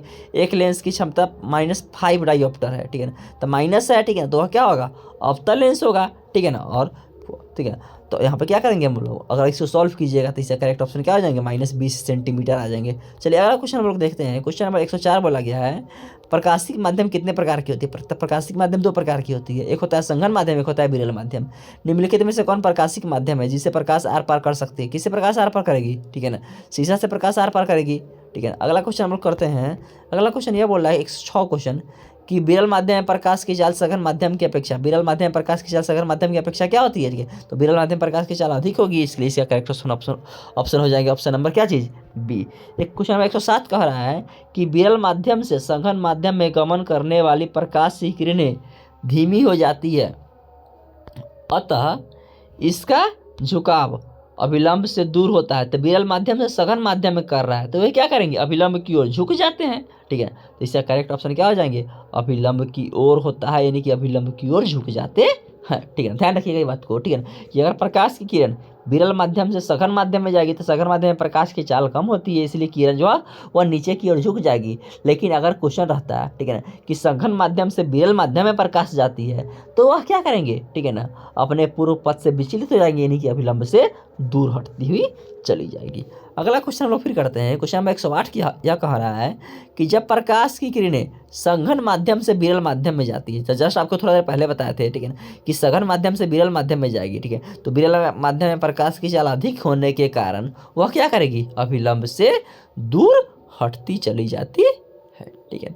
माध्यम बदलने पर प्रकाश का वेग बदलना कहलाता है, ठीक है ना, तो वह अपवर्तन के कारण क्या करता है, प्रकाश जो है ना का वेग बदलता है। अगला क्वेश्चन हम लोग यह करते हैं कि पानी में प्रकाश का वेग cm है, ठीक है, तथा कांच में प्रकाश का वेग cg है, ठीक है, तो cm बड़ा होगा, यहाँ पे m जो है, ठीक है, क्या होगा, cm होगा, यहाँ पे cw लिखा गया है, ठीक है ना, यहाँ पे cm ही होगा, ठीक है ना। चलिए देखते हैं अगला क्वेश्चन, अगला ऑप्शन देखते हैं, ठीक है, cw जो है बड़ा होगा cg से और cw बराबर होगा, ठीक है, 2cg से। इसका करेक्ट ऑप्शन क्या हो जाएंगे जी, ठीक है ना, इसका करेक्ट ऑप्शन हो जाएंगे cw जो है वह बड़ा होगा किससे, सी जी से, ठीक है ना। ऑप्शन नंबर इसका बी करेक्ट होंगे, ठीक है। चलिए अगला क्वेश्चन हम लोग देखते हैं। अगला क्वेश्चन यह बोला गया है कि 20 सेंटीमीटर के फोकस दूरी वाले उत्तल लेंस को सूर्य के सामने रखा जाता है, ठीक है ना। इसके सामने डी दूरी पर रखी माचिस की तीली जल उठती है, ठीक है ना। जस्ट थोड़ा पहले क्वेश्चन था वहाँ पे जो है कागज का कतरन जल उठता था, यह माचिस की तीली जल उठ रही है, ठीक है। तो फोकस दूरी पर रखा होगा तब वह जल उठेगा, यानी कि 20 सेंटीमीटर से करेक्ट ऑप्शन हो जाएगा। अगला क्वेश्चन था यहाँ पे, कांच की सिल्ली को पार करने वाली प्रकाश की किरणों में पैदा होता है विचलन होता है, पार्श्व विस्थापन होता है, घूर्णन होता है, इनमें से कोई नहीं था। पार्श्व विस्थापन से करेक्ट ऑप्शन हो जाएंगे। अगर वायु में प्रकाश का वेग c है, ठीक है, तथा एक माध्यम में प्रकाश का वेग v है, तो निरपेक्ष अपवर्तनांक का मान क्या हो जाएगा, ठीक है ना। तो अपवर्तनांक के बराबर हम लोग क्या सूत्र जानते थे कि उस माध्यम में प्रकाश की चाल बट्टे, ठीक है ना, क्या चीज़, वायु में प्रकाश की, ठीक है, चाल, ठीक है। तो क्या हो जाएंगे, इसका करेक्ट ऑप्शन हो जाएंगे ऑप्शन नंबर ए। अगला क्वेश्चन हम लोग करते हैं कि तेल लगा कागज क्या होता है। तेल लगा कागज कैसा होगा, पारभाषिक होगा। ठीक है ना, मृग मरीचिका का वर्णा, ठीक है ना। तो मृग मरीचिका जो है ना पूर्ण आंतरिक परावर्तन के कारण बनता है, ठीक है। अगला क्वेश्चन फिर बोला गया कि पानी से भरी बाल्टी की गहराई कम दिखता है, किसके कारण, प्रकाश के अपवर्तन के कारण, ठीक है ना। चलिए अगला क्वेश्चन हम लोग फिर करते हैं। अगला क्वेश्चन बोला गया कि क्रांतिक कोण है, ठीक है ना। सघन माध्यम में आपतन कोण, विरल माध्यम में आपतन कोण, सघन माध्यम में अपवर्तन कोण, विरल माध्यम में अपवर्तन कोण। इसका करेक्ट ऑप्शन हो जाएंगे सघन माध्यम में आपतन कोण, ऑप्शन नंबर ए। पानी में डाली हुई छड़ी टेढ़ी दिखाई पड़ती है, इसका क्या कारण है, ठीक है ना। तो अब जो है ना अपवर्तन के कारण पानी में डाली हुई छड़ी क्या दिखाई देती है, टेढ़ी दिखाई पड़ती है। अगला क्वेश्चन बोला गया है फिर क्वेश्चन नंबर 119, आधुनिक क्वांटम सिद्धांत के आधार पर प्रकाश को क्या माना गया है, तरंग माना गया है, कण माना गया है, दोनों में से कुछ भी नहीं माना गया है, ठीक है ना। अगला क्वेश्चन बोला गया है सोलर कुकर में प्रयोग किए जाते हैं, तो अवतल लेंस का उपयोग, अवतल दर्पण का उपयोग किया जाता है, ठीक है। क्योंकि हम लोग जानते हैं कि अवतल दर्पण क्या करता है, अनंत से रखी वस्तुओं को एक ही जगह पर एकत्रित करके तब उसका प्रतिबिंब बनाते हैं, इस ताकि क्या हो, अधिक मात्रा में बैटरी चार्ज हो। रोगियों के कान, नाक, गले आदि के जांच के लिए डॉक्टर प्रयोग करते हैं, ठीक है ना। क्या होना चाहिए, बड़ा बड़ा दिखना चाहिए, तो बड़ा बड़ा कौन दर्पण दिखाता है, अवतल दर्पण दिखाता है।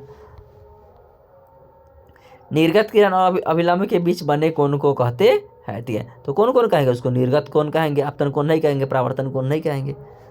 अगला क्वेश्चन फिर बोला गया है कि किसी शब्द को से पाए गए छोटे अक्षरों को पढ़ते समय आप किस लेंस को प्रयोग करना पसंद करेंगे, ठीक है ना। 50 सेंटीमीटर दूरी वाला कौन सा लेंस, उत्तल लेंस करेक्ट ऑप्शन हो जाएंगे।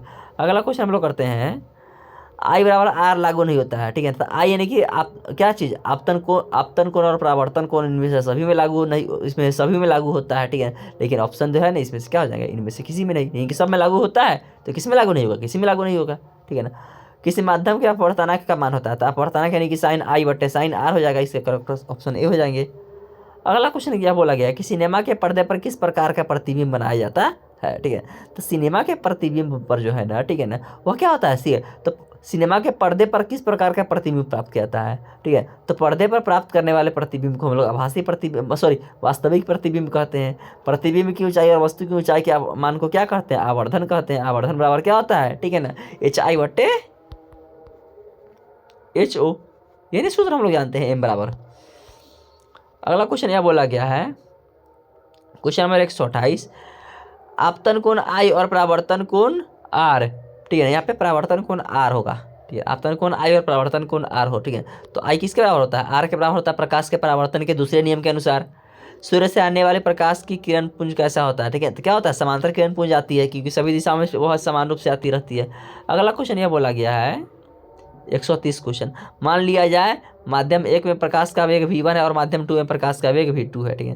तो N21, ठीक है। तो क्या हो जाएंगे वह v1 बटा v2, यानी कि प्रकाश का वेग बटे माध्यम 2 में प्रकाश का वेग। कांच या पानी में प्रकाश का वेग क्या होता है, कांच या पानी में, ठीक है ना, प्रकाश का वेग क्या होता है, ठीक है ना, बढ़ जाता है, घट जाता है, कोई परिवर्तन नहीं होता है, ठीक है ना। तो देखो कांच की तुलना में पानी में प्रकाश का वेग, यहाँ पे क्वेश्चन जो है ना ये गलत है, ठीक है ना। कांच की तुलना में पानी में प्रकाश का वेग, ठीक है। तो क्या हो जाएंगे जी, घट जाएंगे, ठीक है ना। क्या हो जाएंगे जी, घट जाएंगे, क्योंकि आपको बताए थे, ठीक है ना, कि क्या होता है जी, ठीक है।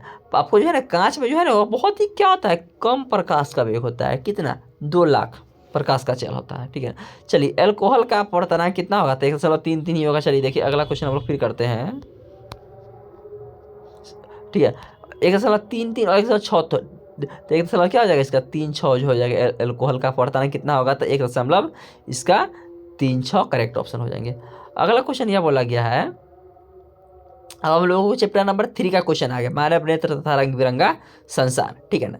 क्या बोला गया है क्वेश्चन कि किसी वस्तु का प्रतिबिंब आंख के जिस भाग पर बनता है उसको क्या कहते हैं हम लोग, दृष्टि पटल कहते हैं या रेटिना भी इसको कहा जाता है।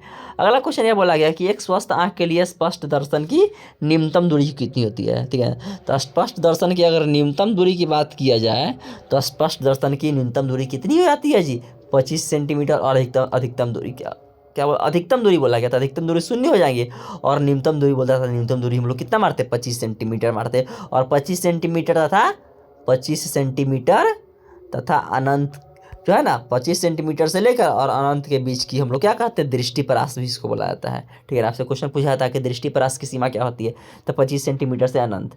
आँख कैसा व्यवहार करता है, तो आँख जो है ना वह क्या होता है, एक उत्तल लेंस की तरह व्यवहार करता है, ठीक है ना। इसलिए इसी के कारण है जो है कि रेटिना पर कैसा प्रतिबिंब बनता है, ठीक है।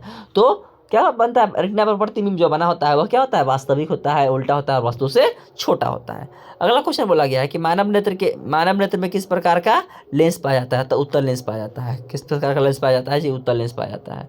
अगला क्वेश्चन बोला गया है कि मानव नेत्र जो बिंदु प्रकाश के लिए बिल्कुल सुग्राही नहीं होता है उसे क्या कहते हैं, तो अंध बिंदु कहते हैं, उसको क्या कहते हैं, अंध बिंदु कहते हैं। मानव नेत्र के जिस भाग में प्रतिबिंब बनता है वह क्या होता है, दृष्टि पटल होता है, या जिसको हम लोग रेटिना के नाम से भी जानते हैं।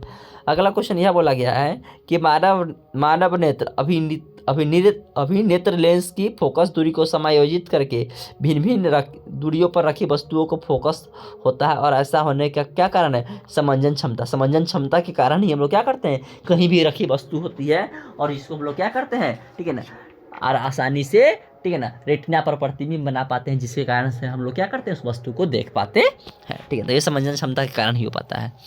उसके बाद बोल रहा है कि जो नेत्र निकट रखी वस्तु को साफ साफ नहीं देख पाता है उसको निकट दृष्टि दोष कहते हैं। ऑप्शन नंबर इसका बी करेक्ट ऑप्शन हो जाएंगे। अगर क्या बोला कि जो नेत्र निकट रखी वस्तु को साफ साफ, ठीक है ना, देख पाता है, ठीक है, तो उसको निकट, और नहीं देख पा रहे तो उसको, इसलिए उसको क्या करेंगे हम लोग, दूर दृष्टि दोष कहेंगे, ठीक है ना।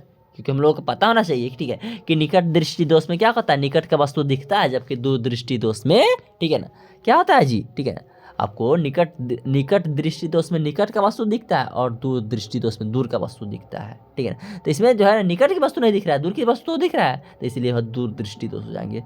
सामान्य नेत्र की रेटिना पर बनने वाला प्रतिबिंब कैसा होता है, ठीक है। तो जस्ट आपको थोड़ा देर पहले पता है कि रेटिना पर बना प्रतिबिंब जो होता है वह वास्तविक, उल्टा और वस्तु से छोटा होता है, ठीक है। देख लेते हैं कि इसका कौन ऑप्शन होगा, ठीक है, वास्तविक, उल्टा और वस्तु से छोटा। ऑप्शन नंबर इसका क्या हो जाएंगे जी, सी इसका करेक्ट ऑप्शन हो जाएंगे। अगला क्वेश्चन अब हम लोग देखते हैं। अगला क्वेश्चन यह बोला गया है कि नेत्र लेंस के समायोजन की क्रिया होती है, ठीक है। तो किसके द्वारा, सिलियरी पेशियाओं द्वारा जो है ना समायोजन की क्रिया होती है, और जिस क्रिया को हम लोग क्या कहते हैं, समंजन क्षमता कहते हैं। अगला क्वेश्चन यह हम लोग पढ़ते हैं। अगला क्वेश्चन बोला गया है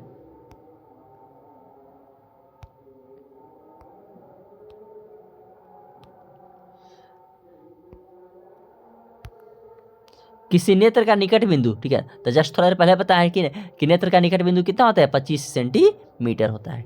कितना होता है जी, 25 सेंटीमीटर होता है, ठीक है ना। फिर अगला क्वेश्चन बोला गया है कि पुतली के साइज को नियंत्रित करने वाला गहरा मांसपेशीय डायफ्राम क्या कहलाता है, ठीक है। तो क्या कहलाता है, पुतली के साइज जो है ना परितारिका द्वारा नियंत्रित किया जाता है, और जो है ना कम रोशनी वाले, ठीक है ना, कम रोशनी वाले कमरे में और अधिक रोशनी वाले कमरे में जो है ना प्रकाश समय धीमे से या जल्दी से दिखाई पड़ता है। और इसमें कौन उत्तरदायित्व होता है, परितारिका ही उत्तरदायित्व होता है। परितारिका जो है ना पुतली के साइज को क्या करती है, बड़ा छोटा करती है, और इसीलिए जो है ना हम लोगों को क्या करती है, ठीक है, कम रोशनी वाले कमरे में जो है ना अधिक रोशनी वाले कमरे से जब जाते हैं, ठीक है, तो थोड़ा सा अधिक समय लग जाता है कम रोशनी वाले कमरे में वस्तु को देखने के लिए। अगला क्वेश्चन यह बोला गया है कि आँख की पुतली किस प्रकार की कार्य करती है। तो आँख की पुतली जो है ना वह क्या करती है, परिवर्ती द्वारक की भांति कार्य करते हैं। ऑप्शन नंबर इसका डी करेक्ट हो जाएंगे। अगला क्वेश्चन यह बोला गया है, कोर्निया के पीछे एक संरचना होती है, कोर्निया के पीछे एक संरचना होती है जिसे पुतली कहते हैं, नेत्रपटल कहते हैं, रेटिना कहते हैं, परितारिका कहते हैं। तो परितारिका होगा, क्या हो जाएगा इसका करेक्ट ऑप्शन, परितारिका हो जाएगा। निकट दृष्टि दोष में निकट दृष्टि दोष उत्पन्न होने का क्या कारण है, ठीक है ना। अभिनेत्र लेंस की वक्रता त्रिज्या बढ़ जाना, अभिनेत्र लेंस की वक्रता त्रिज्या घट जाना, नेत्र लेंस की गोलक की लंबाई घट जाना, सभी कथन सत्य है। इसका करेक्ट ऑप्शन हो जाएगा ऑप्शन नंबर ए। निकट दृष्टि दोष को दूर करने के लिए किस लेंस का उपयोग किया जाता है, तो निकट दृष्टि दोष को दूर करने के लिए उत्तल लेंस का उपयोग किया जाता है, सॉरी अवतल लेंस, क्या हो जाएंगे अवतल लेंस, ठीक है। अगला क्वेश्चन हम लोग चेक करते हैं, आंखों में प्रवेश करने वाले प्रकाश की मात्रा को किसके द्वारा नियंत्रित किया जाता है, तो इसका करेक्ट ऑप्शन हो जाएंगे परितारिका, क्या हो जाएंगे जी परितारिका। अगला क्वेश्चन यह बोला गया है कि नेत्र में प्रवेश करने वाले प्रकाश किरणों का अधिकांशतः परावर्तन होता है नेत्रोत्पृष्ठ के अंतर कोर्निया के अंतर पृष्ठ पर, कोर्निया के बाहरी पृष्ठ पर जो है ना परितारिका द्वारा क्या कर दिया जाता है उसको, ठीक है ना, आपको अपवर्तन कर दिया जाता है। जितनी जरूरत होता है उतना ही वो क्या करता है पुतली के अंदर जाने देता है, बाद बाकी सबको वहीं से वह क्या कर देता है रिफ्लेक्ट कर देता है, ठीक है ना। किसी दृष्टि दोष में अवतल लेंस और उत्तल लेंस से बनी द्विफोक्सी लेंस द्वारा संशोधित किया जाता है, तो वह कौन से दृष्टि दोष से ग्रसित होगा, वह व्यक्ति जो है वह जरा दूरदर्शिता से ग्रसित होगा, ठीक है ना। उसके बाद फिर अगला क्वेश्चन बोला गया है, नेत्र गोला का व्यास लगभग होता है 2.3 सेंटीमीटर, इसका करेक्ट ऑप्शन हो जाएंगे। जब प्रकाश अत्यंत चमकीला होता है, ठीक है, तो जब प्रकाश अत्यंत चमकीला होता है, ठीक है, तो पुतली बन जाती है, पुतली होगा यहाँ पे, पुतली बन जाती है, ठीक है, बड़ी छोटी बहुत सामान्य रहती है छोटी, ठीक है, छोटी बन जाती है पुतली, ठीक है ना, ताकि क्या हो जाए बहुत ही कम मात्रा में प्रकाश जाए, ठीक है ना। अर्थात कहने का मतलब वो कि परितारिका जो है ना वह क्या हो जाती है जी पूरी तरीकों से फैल जाती है, जिससे कि पुतली का क्या होता है साइज छोटा हो जाता है, ठीक है, और हम लोग क्या कर सकते हैं आसानी से तीव्र प्रकाश में भी वस्तु को देख पाते हैं, ठीक है। उसके बाद फिर अगला क्वेश्चन बोला गया है कि मंद प्रकाश में किसकी स्थिरता से पुतली पूर्णतः रूप से फैल जाती है, ठीक है ना, तो क्या हो जाएंगे जी परितारिका हो जाएंगे। इससे परितारिका ही महत्वपूर्ण योगदान निभाता है। पटल एक कोमल सूक्ष्म सिल्ली की जैसा होता है जिसमें विशाल संख्याओं की तरफ विशाल कोशिका संख्याओं में किस प्रकार की कोशिकाएं पाई जाती है, प्रकाश सुग्राही सामान्य कोशिकाएं, दोनों इनमें से कोई नहीं, तो प्रकाश सुग्राही पाए जाते हैं उसमें। चलिए अगला क्वेश्चन हम लोग करते हैं। अगला क्वेश्चन यह बोला गया कि जब नज़दीक की वस्तु को देखते हैं तो पक्षमाभी पेशियां सिकुड़ जाती है और नेत्र का आकार क्या हो जाता है जी गोला हो जाता है, ठीक है ना, ध्यान रखेंगे, ठीक है ना, कि जब तक नेत्र का आकार गोला नहीं रहेगा वस्तु हम लोगों को नहीं दिखाई पड़ता है, ठीक है ना। नेत्र गोलक के गोल होने पर देख पाते हैं निकट रखी वस्तुओं को, जस्ट जो है ना पहले 156 क्वेश्चन का, ठीक है ना, पूछने का तरीका को क्या कर दिया गया बदल दिया गया। वस्तु को हटा लेने के बाद, ठीक है ना, वस्तु को हटा लेने के बाद भी, ठीक है ना, नेत्र पटल पर प्रतिबिंब कितने समय तक बने रहता है 1.1/10 सेकंड तक बने रहता है, और इसी को हम लोग क्या कहते हैं दृष्टि निर्बंध कहते हैं, ठीक है ना। आपसे ये भी क्वेश्चन बहुत ही महत्वपूर्ण क्वेश्चन है, ठीक है, कि दृष्टि निर्बंध किसे कहते हैं, ठीक है। तो क्या बोलेंगे हम लोग, ठीक है, कि वस्तु को नेत्र के सामने से हटा देने के बाद भी 1/10 सेकंड तक बने रहता है, ठीक है, जिससे का इसी प्रक्रिया को हम लोग क्या कहते हैं दृष्टि निर्बंध के नाम से जाना करते हैं। अगला क्वेश्चन हम लोग पढ़ते हैं। अगला क्वेश्चन यह बोला गया है दृष्टि निर्बंध सिद्धांत का उपयोग कहाँ पे किया जाता है, चलचित्र प्रक्षेपण में। कोर्निया के पीछे क्या जो काले रंग की पेशियों का समुच्चय होता है परितारिका होता है, कोर्निया के पीछे परितारिका ही होता है। अगला क्वेश्चन बोला गया है कि आयु में वृद्धि होने पर मानव नेत्र की समंजन क्षमता घट जाती है और इसको क्या कहते हैं हम लोग ज़्यादा दूरदर्शिता कहते हैं, ठीक है। आयु में वृद्धि होने के कारण जो है ना व्यक्ति जो है वह निकट रखी वस्तु और दूर रखी वस्तु दोनों को जो है ना स्पष्ट रूप से नहीं देख पाते हैं। अगला क्वेश्चन यह बोला गया है कोर्निया में दोष अर्थात उसके पूर्णतः गोलीय न होने के कारण किस प्रकार का दोष होता है, अबिंदुकता, दीर्घ दृष्टि दोष, ज़्यादा दूरदर्शिता, लघु दृष्टि दोष, तो क्या हो जाएंगे इसका अबिंदुकता हो जाएंगी। कोर्निया जो है पूर्णतः रूप से गोल नहीं होगा तो क्या हो जाएंगे नेत्रों में अबिंदुकता हो जाते हैं। अगला क्वेश्चन हम लोग पढ़ते हैं। अगला क्वेश्चन यह बोला गया है अबिंदुकता नेत्र दोष वाले